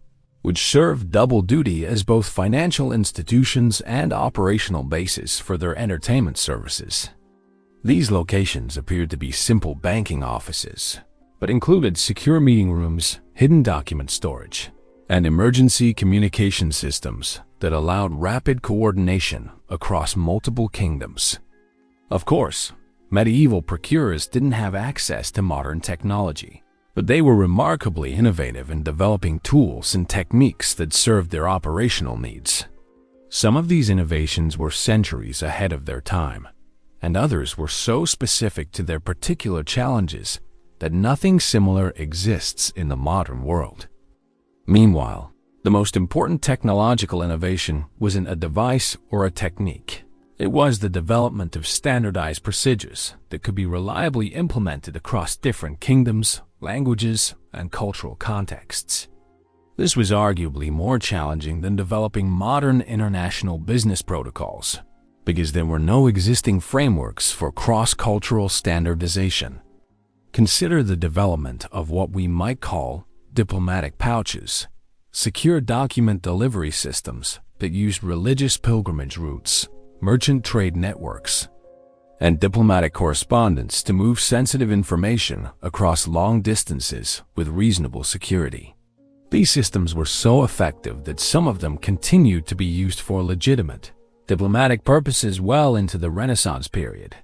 Still, perhaps the most impressive innovation was the development of what amounted to early modern customer relationship management systems. Successful procurers maintained detailed records of client preferences, service history, and operational notes that allowed them to provide consistent service quality across multiple interactions and different staff members. And yet, these record-keeping systems had to balance detailed documentation against operational security requirements. Too little documentation meant poor service quality and missed opportunities. Too much documentation created security vulnerabilities that could destroy your entire operation if the records were discovered. By the end of the medieval period, the most successful procuring operations had developed operational sophistication that wouldn't be out of place in modern intelligence agencies or multinational corporations. They were essentially running complex service businesses that happened to operate in legal gray areas, using techniques and technologies that were centuries ahead of their time. Chapter 9. Women in the Business. If you thought medieval women were relegated to passive roles in society, let me introduce you to some of the most ruthlessly effective business operators in European history. These women didn't just participate in the procuring trade, they dominated it, using gender-based advantages and cultural expectations to build networks that put their male competitors to shame. Let's be honest about the medieval gender dynamic. While women were officially excluded from most forms of political and economic power, they had unofficial access to information networks, social connections, and influence channels that men couldn't touch. And yet, the women who succeeded in this business had to navigate not just the normal challenges of medieval procuring, but also the additional complexities of operating in a male-dominated world that officially didn't recognize their authority. That's right. Female procurers were essentially running shadow operations within shadow operations, using their supposed powerlessness as camouflage, while building some of the most sophisticated business networks in medieval Europe. Meanwhile, they had to do all this while maintaining the appearance of conforming to social expectations about feminine behavior and appropriate roles for women. To be fair, being a woman in medieval society came with significant disadvantages, but it also provided some unexpected advantages for anyone clever enough to exploit them. Women were expected to be social, gossipy, and concerned with relationships, qualities that happened to be essential for successful intelligence gathering and network building. Sound familiar? It shouldn't, because modern business doesn't have equivalent gender-based blind spots that can be systematically exploited for competitive advantage. Medieval men consistently underestimated women's capacity for strategic thinking and business operations, creating opportunities that smart women could exploit ruthlessly.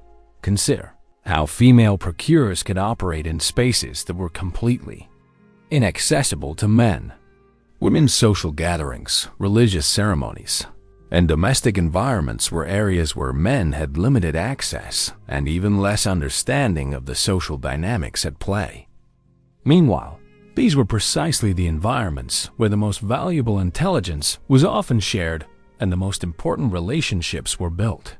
Still, the most significant advantage wasn't access to information. It was credibility with potential companions. Women understood the female experience in ways that male procurers simply couldn't, which made them much more effective at recruitment, training, and ongoing management of female companions. And yet, this advantage came with enormous risks. Female procurers were operating in a world where women's sexuality was heavily regulated by both religious and secular authorities. A woman involved in facilitating extramarital relationships wasn't just breaking social conventions. She was challenging fundamental assumptions about female virtue and social order. Of course, the most successful female procurers weren't working-class women trying to climb the social ladder. They were noble women who used their existing social positions as platforms for building business networks. These women had advantages that no male procurer, regardless of his background, could match: legitimate access to royal courts, established relationships with other noble families, and social credibility that couldn't be challenged without serious political consequences. Let's be clear about how this worked in practice. A noble woman could host social gatherings, arrange marriages, facilitate introductions, and manage relationships as part of her expected social role. Meanwhile, she could be operating a sophisticated procuring business that generated enormous profits and political influence, all while maintaining complete plausible deniability about her commercial activities. Consider the case of Marie de Champagne, who operated what was essentially a medieval finishing school for noble women, teaching them literature, music, and courtly behavior. Of course, part of that education included training in the arts of companionship, relationship management, and discreet intelligence gathering. Meanwhile, her graduates were strategically placed in courts across Europe, creating a network that provided both commercial opportunities and political intelligence. If you thought modern networking was sophisticated, imagine building relationships that could influence the marriage policies of multiple kingdoms while generating substantial personal income and maintaining your reputation as a respectable noble woman devoted to education and culture. Still, the most impressive aspect of Marie's operation wasn't its scope, it was its longevity. She maintained her network for over 40 years, adapting to changing political circumstances, religious pressures, and competitive challenges while never being officially recognized as anything more than a patron of the arts with an interest in improving women's education. And yet, noble women weren't the only females who found opportunities in the procuring business. Women in various official roles discovered that their positions provided perfect cover for commercial activities that would have been impossible for men in similar positions. Meanwhile, abbesses had access to networks of educated women, resources for training and housing potential companions, and religious authority that provided protection from secular interference. Some medieval convents were essentially operating as finishing schools for courtesans, providing education, cultural training, and discreet placement services for women who needed alternative career paths. To be fair, this wasn't necessarily corruption of religious institutions. It was adaptation to social realities. In a world where unmarried women had limited economic opportunities, religious institutions often provided the only acceptable alternative to marriage or destitution. Some abbesses saw procuring services as a form of social work, providing women with economic opportunities that allowed them to maintain their independence and dignity. Court ladies, meanwhile, had unique advantages in terms of access and credibility. They could observe royal behavior patterns, identify preferences and vulnerabilities, and facilitate introductions without anyone questioning their motives. That's right, the women who were officially present to provide respectable feminine company were often operating sophisticated business networks right under everyone's noses. Sound familiar? It shouldn't, because modern professional environments don't have equivalent opportunities for using official roles as cover for completely different business activities. Of course, female success in the procuring business was complicated by the broader gender dynamics of medieval society. Women were simultaneously underestimated and overregulated, creating a complex environment where female procurers had to be significantly more sophisticated than their male competitors simply to survive. Let's be honest about the double standards at play here. Male procurers who were caught could often buy their way out of trouble, claim to be acting on behalf of powerful patrons, or simply disappear to another kingdom and start over. Women didn't have these options. A female procurer who was exposed faced not just professional ruin, but social ostracism, religious persecution, and often physical violence. Still, this higher level of risk seemed to produce higher levels of operational sophistication. Female procurers couldn't afford to be sloppy or obvious. They had to develop more subtle approaches, more sophisticated security procedures, and more reliable networks than their male competitors. And yet, the women who succeeded in this environment often achieved levels of power and influence that would have been impossible through conventional channels. Some female procurers became informal advisors to royalty, power brokers who could influence policy decisions, and operators whose approval was necessary for major political alliances. Meanwhile, the most successful female procurers became legendary figures whose influence extended far beyond their commercial activities. These women weren't just running businesses. They were shaping the political and cultural landscape of medieval Europe. Consider Diane de Poitiers, who managed to maintain her position as the primary mistress of King Henry II of France for over 20 years, while simultaneously operating networks that influenced French policy toward multiple other kingdoms. She wasn't just a royal companion. She was essentially functioning as an unofficial minister of foreign relations, using her intimate access to the king to shape diplomatic relationships across Europe.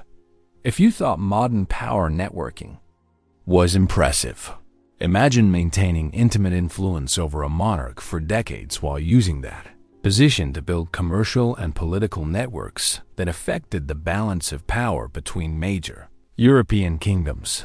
That's right, Diane wasn't just successful in the procuring business. She was successful in the much larger game of international politics, using her position to advance French interests while building personal wealth and influence that made her one of the most powerful people in 16th century Europe.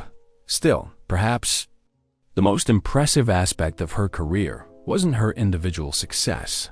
It was her ability to maintain her networks and influence even after Henry II's death.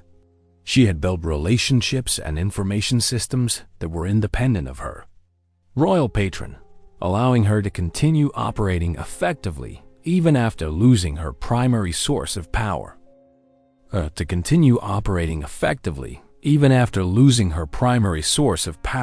Of course, not all female power brokers operated through intimate relationships with royalty.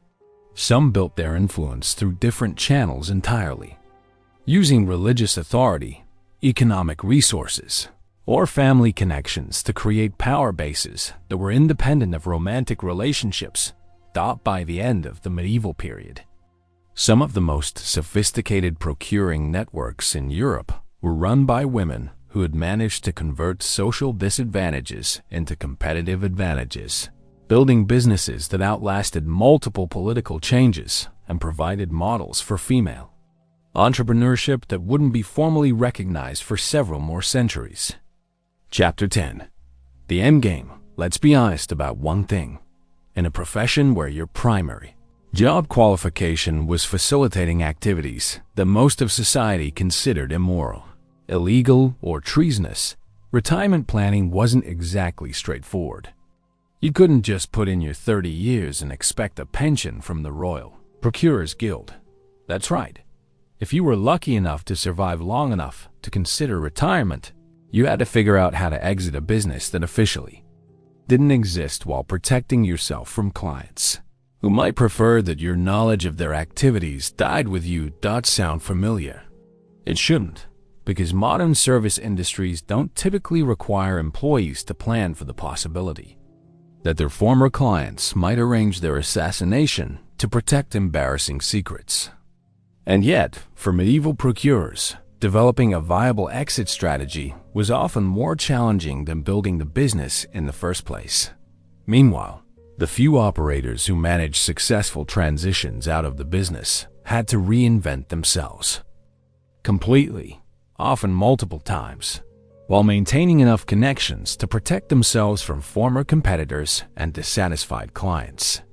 If you thought modern career transitions were difficult, imagine trying to explain a 20-year gap in your official employment history, when that gap was spent running an international network of royal entertainment services. To be fair, the concept of retirement, as we understand it today, didn't really exist in medieval society.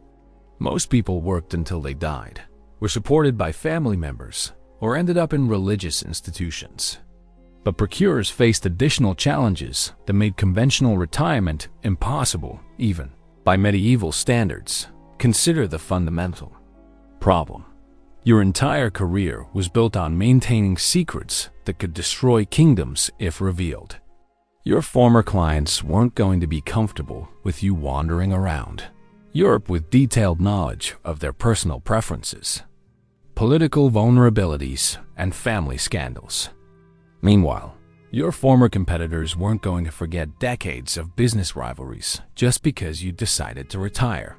Still, some operators managed to solve this problem through what we might call mutually assured discretion arrangements, where everyone had enough compromising information about everyone else that revealing secrets would be catastrophic for all parties involved. Of course, maintaining these arrangements required continued engagement with networks you were supposedly leaving behind, which meant retirement was really more like changing your job title than actually stopping work.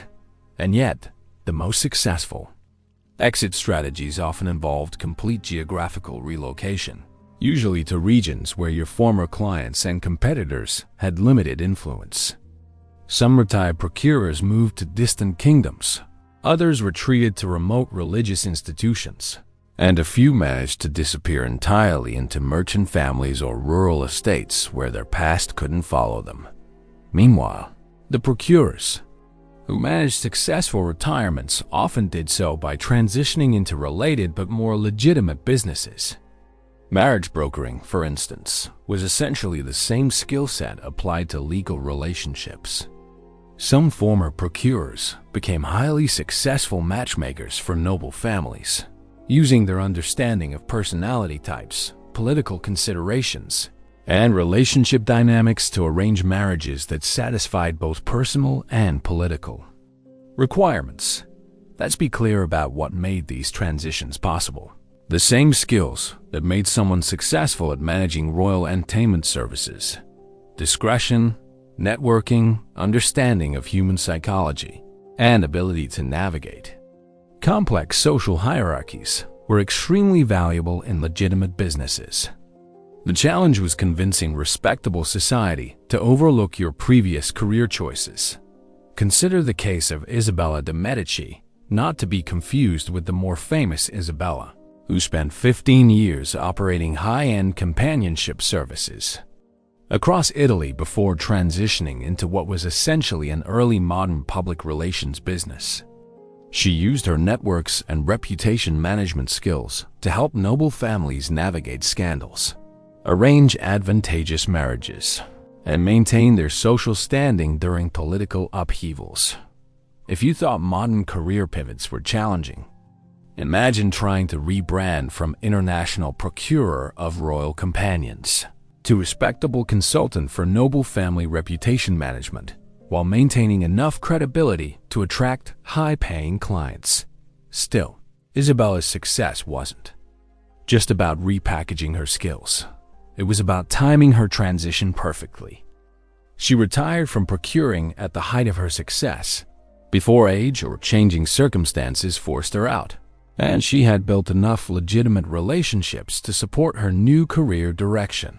Of course, for every successful retirement there were multiple spectacular failures that served as cautionary tales for anyone else considering an exit from the business.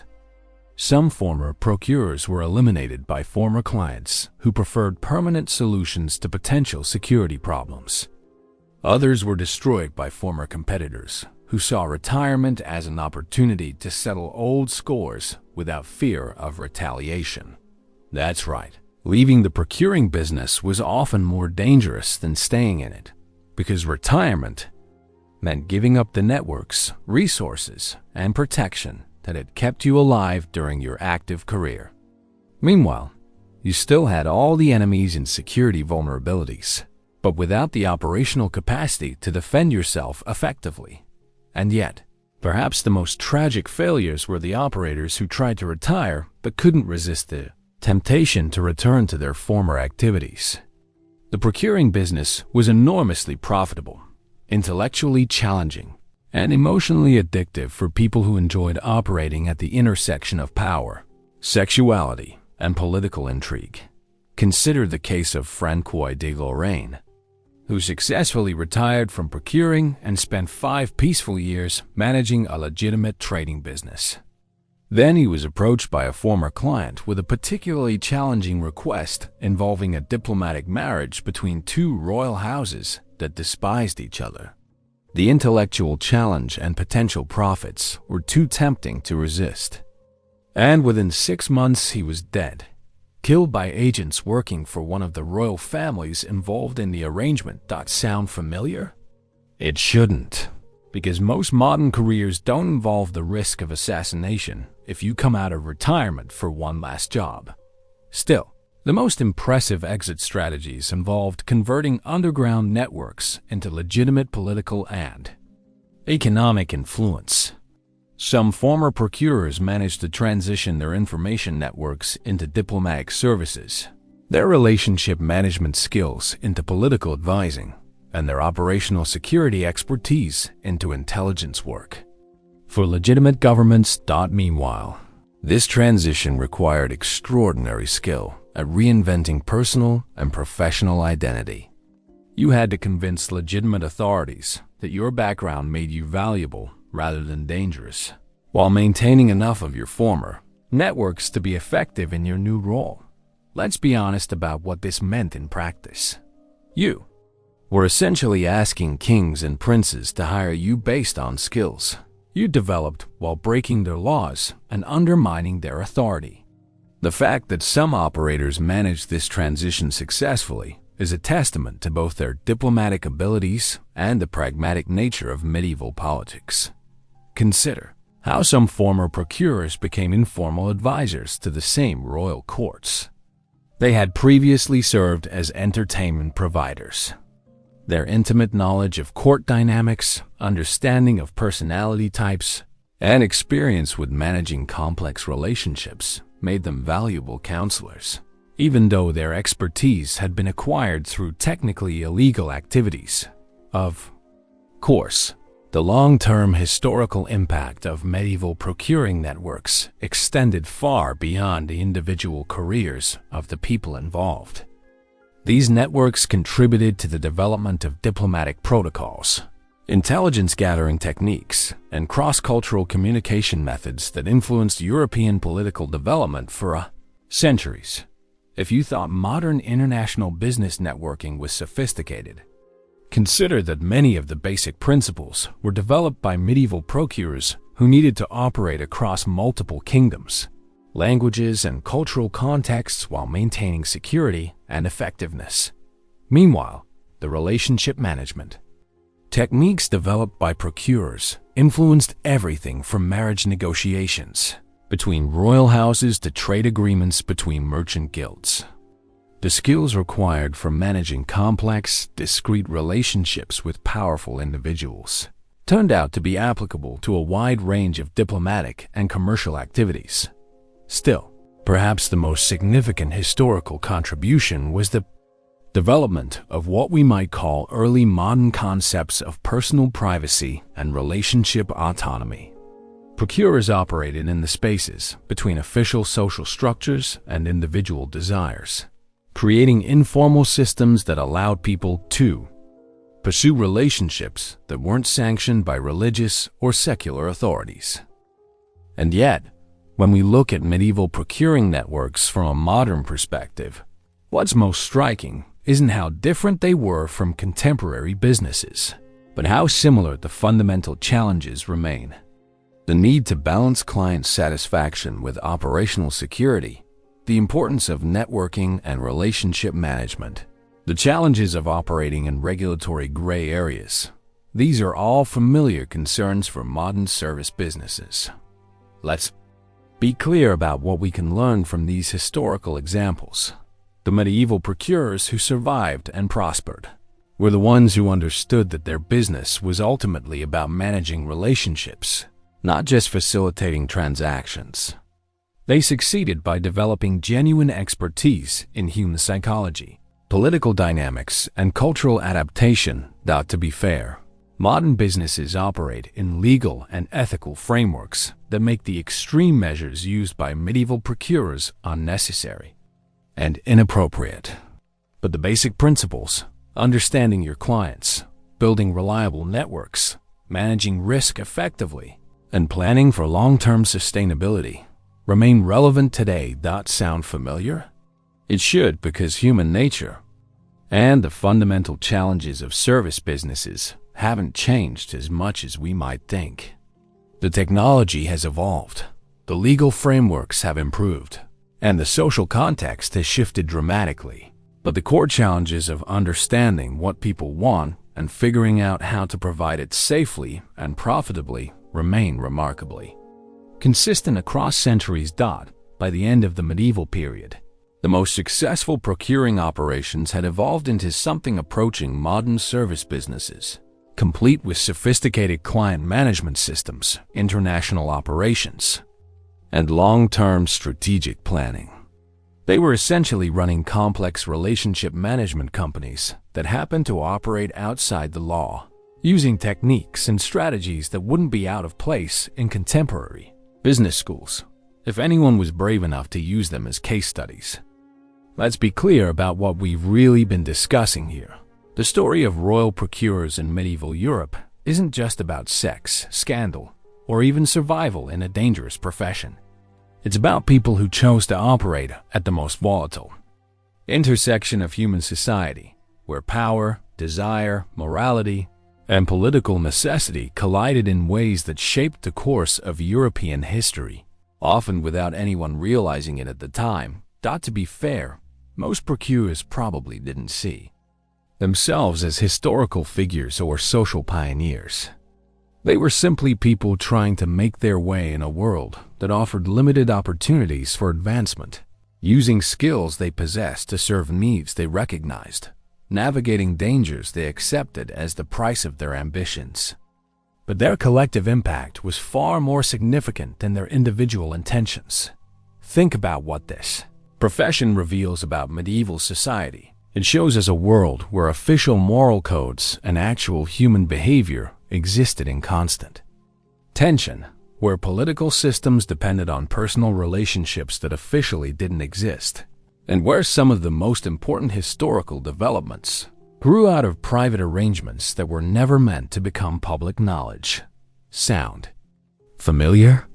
The gap between public morality and private behavior, between official systems and actual operations, between what societies claim to value and what they actually reward, hasn't changed much in 1,000 years. Medieval procurers were operating in spaces that exist in every society. They're just usually less visible and less dangerous than they were in medieval Europe. Meanwhile, the profession reveals something profound about human nature itself. Despite all the risks, moral conflicts, and social pressures we've discussed, people continued to enter and practice this profession throughout the medieval period. This suggests that certain human drives, the desire for wealth, power, excitement, and social advancement, are powerful enough to overcome almost any level of danger or moral complication. By the 15th century, as European society began transitioning toward what we recognize as the early modern period, the traditional role of the royal procurers evolving into forms that would be more familiar to modern observers. The rise of professional diplomatic services, more sophisticated legal systems, and changing attitudes toward royal authority created new constraints and opportunities for people in this line of work. Still, the fundamental dynamics remained remarkably consistent. Powerful people continued to have desires that couldn't be satisfied through official channels. Someone had to facilitate the connections between desire and fulfillment, and that someone had to be willing to operate in the gray areas where law, morality, and political necessity intersected in complex and dangerous ways. If you thought the profession was simply a product of medieval backwardness or moral corruption, think again. Similar roles exist in every society, from ancient Rome to modern democracies. The specific forms change, the legal frameworks evolve, the social contexts shift, but the underlying human dynamics remain remarkably consistent across cultures and centuries. And yet, what made medieval procurers unique was the particularly volatile combination of unlimited royal power, religious moral authority, political instability, and limited legal protections that characterized their operating environment. They were practicing a dangerous profession during one of history's most dangerous periods, which created both extraordinary opportunities and extraordinary risks. Of course, their legacy extends far beyond their individual stories, or even their collective impact on medieval politics. The procurers we've been discussing helped establish patterns of relationship between power and desire, official morality and actual behavior, public systems and private arrangements that would influence European culture for centuries. Consider how many of the great political crises, cultural developments, and historical turning points of medieval Europe can be traced back to relationships that procurers facilitated or influenced. The profession that operated in the shadows often ended up shaping the events that historians study in the light, usually without the historians realizing the connections. Let's be honest about the historical record. Most procurers left no direct testimony about their experiences, methods, or perspectives. They appear in historical documents primarily when things went wrong, when they were caught, prosecuted, executed, or otherwise became subjects of official attention. The successful ones, the ones who managed their careers skillfully and retired safely, mostly disappeared from history without leaving traces. This means that our understanding of the profession is necessarily incomplete and probably skewed toward the more dramatic and unsuccessful examples. The procurers who mastered their craft and managed their risks effectively are precisely the ones we're least likely to know about, which creates fascinating gaps in our historical understanding. Meanwhile, the profession's influence on medieval culture extended far beyond politics and international relations. Procurers were among the few people in medieval society who regularly crossed social, cultural, and national boundaries, who understood multiple court systems and social hierarchies, who spoke several languages and understood different cultural codes. By the 14th century, experienced procurers had become informal cultural ambassadors and social interpreters, helping different European royal houses understand each other's customs, expectations, and social dynamics. They were facilitating not just individual relationships, but cultural exchange and political communication that official diplomatic channels couldn't handle. This cultural role may have been more historically significant than their more obvious functions. European civilization was becoming increasingly interconnected during the medieval period, and procurers were among the people making those connections possible, creating networks of communication and understanding that transcended official political boundaries.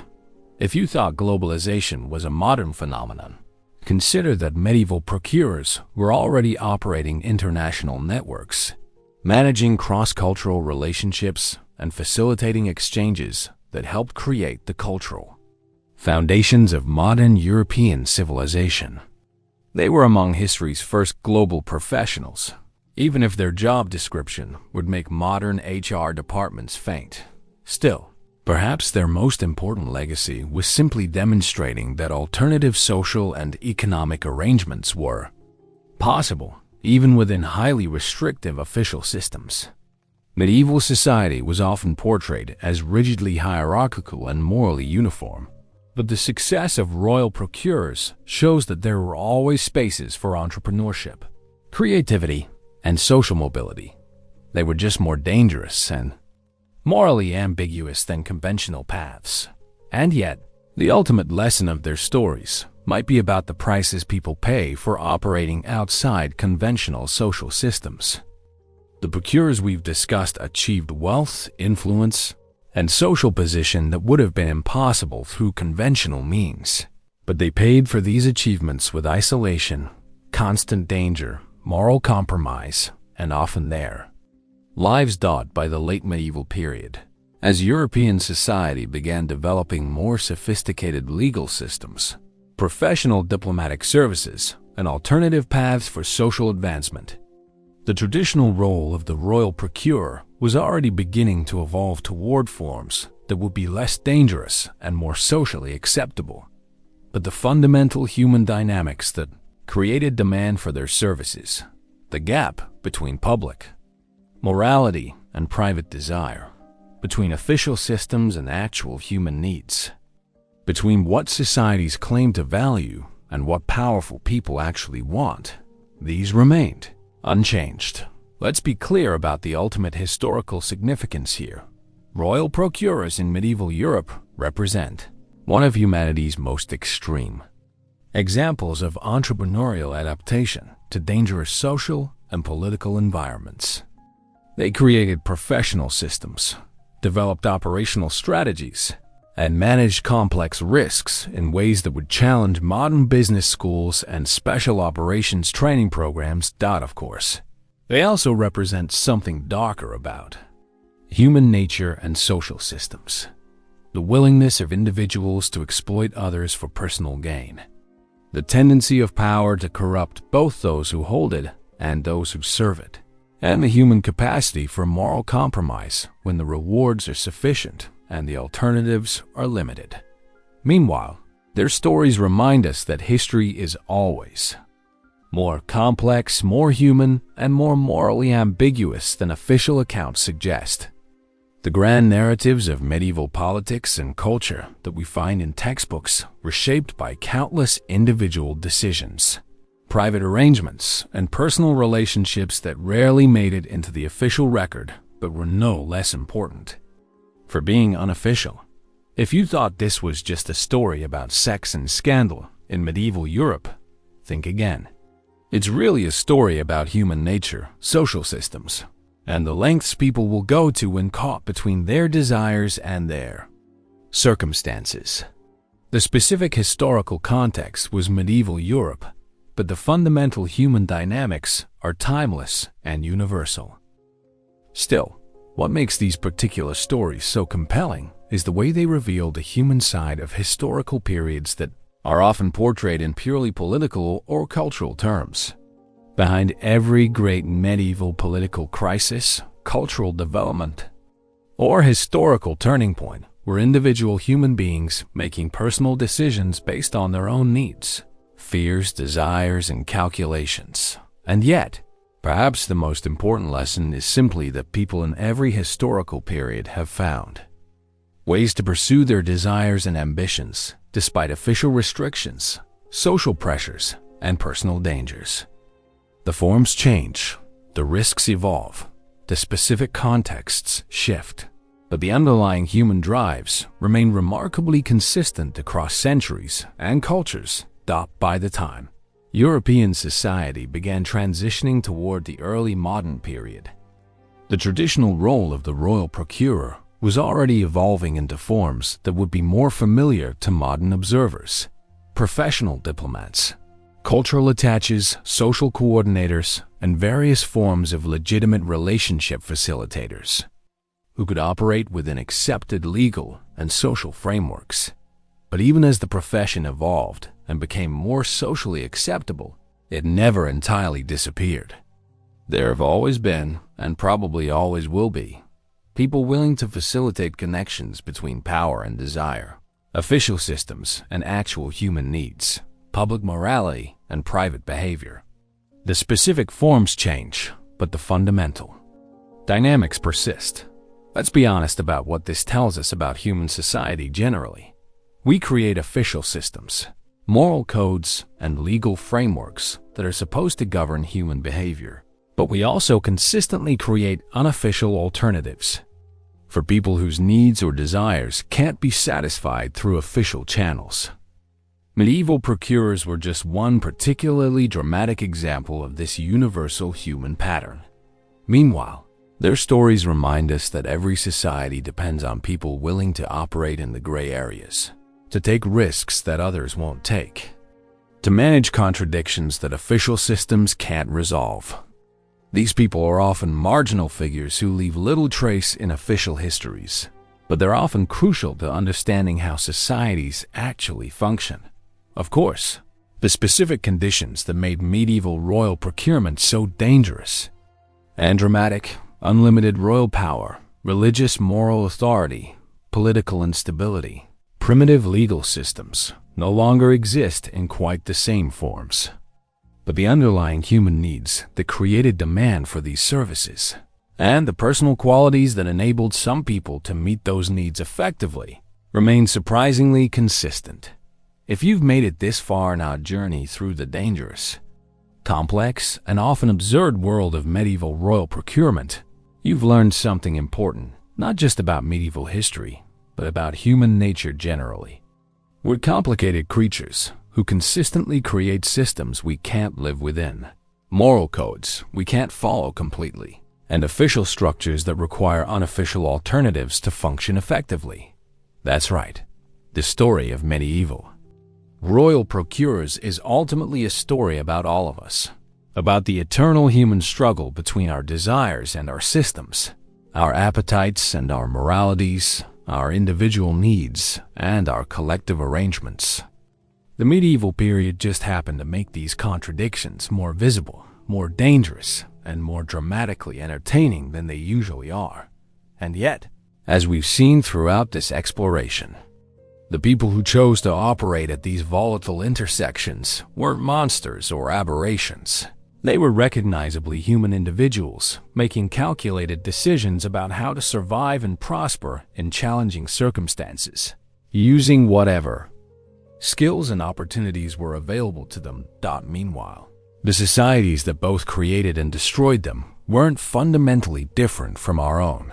They were complex human arrangements, trying to balance competing needs, desires, and values in ways that satisfied enough people to maintain social stability while providing enough flexibility to adapt to changing circumstances. Let's be clear about the final lesson here. Every human society creates both the conditions that make certain forms of behavior necessary and the systems that make those same behaviors dangerous or illegal. Medieval Europe was just particularly dramatic about it, with higher stakes, more creative punishments, and better storytelling than most historical periods managed to achieve. Still, the legacy of medieval royal procurers extends far beyond their individual stories, or even their collective impact on European history.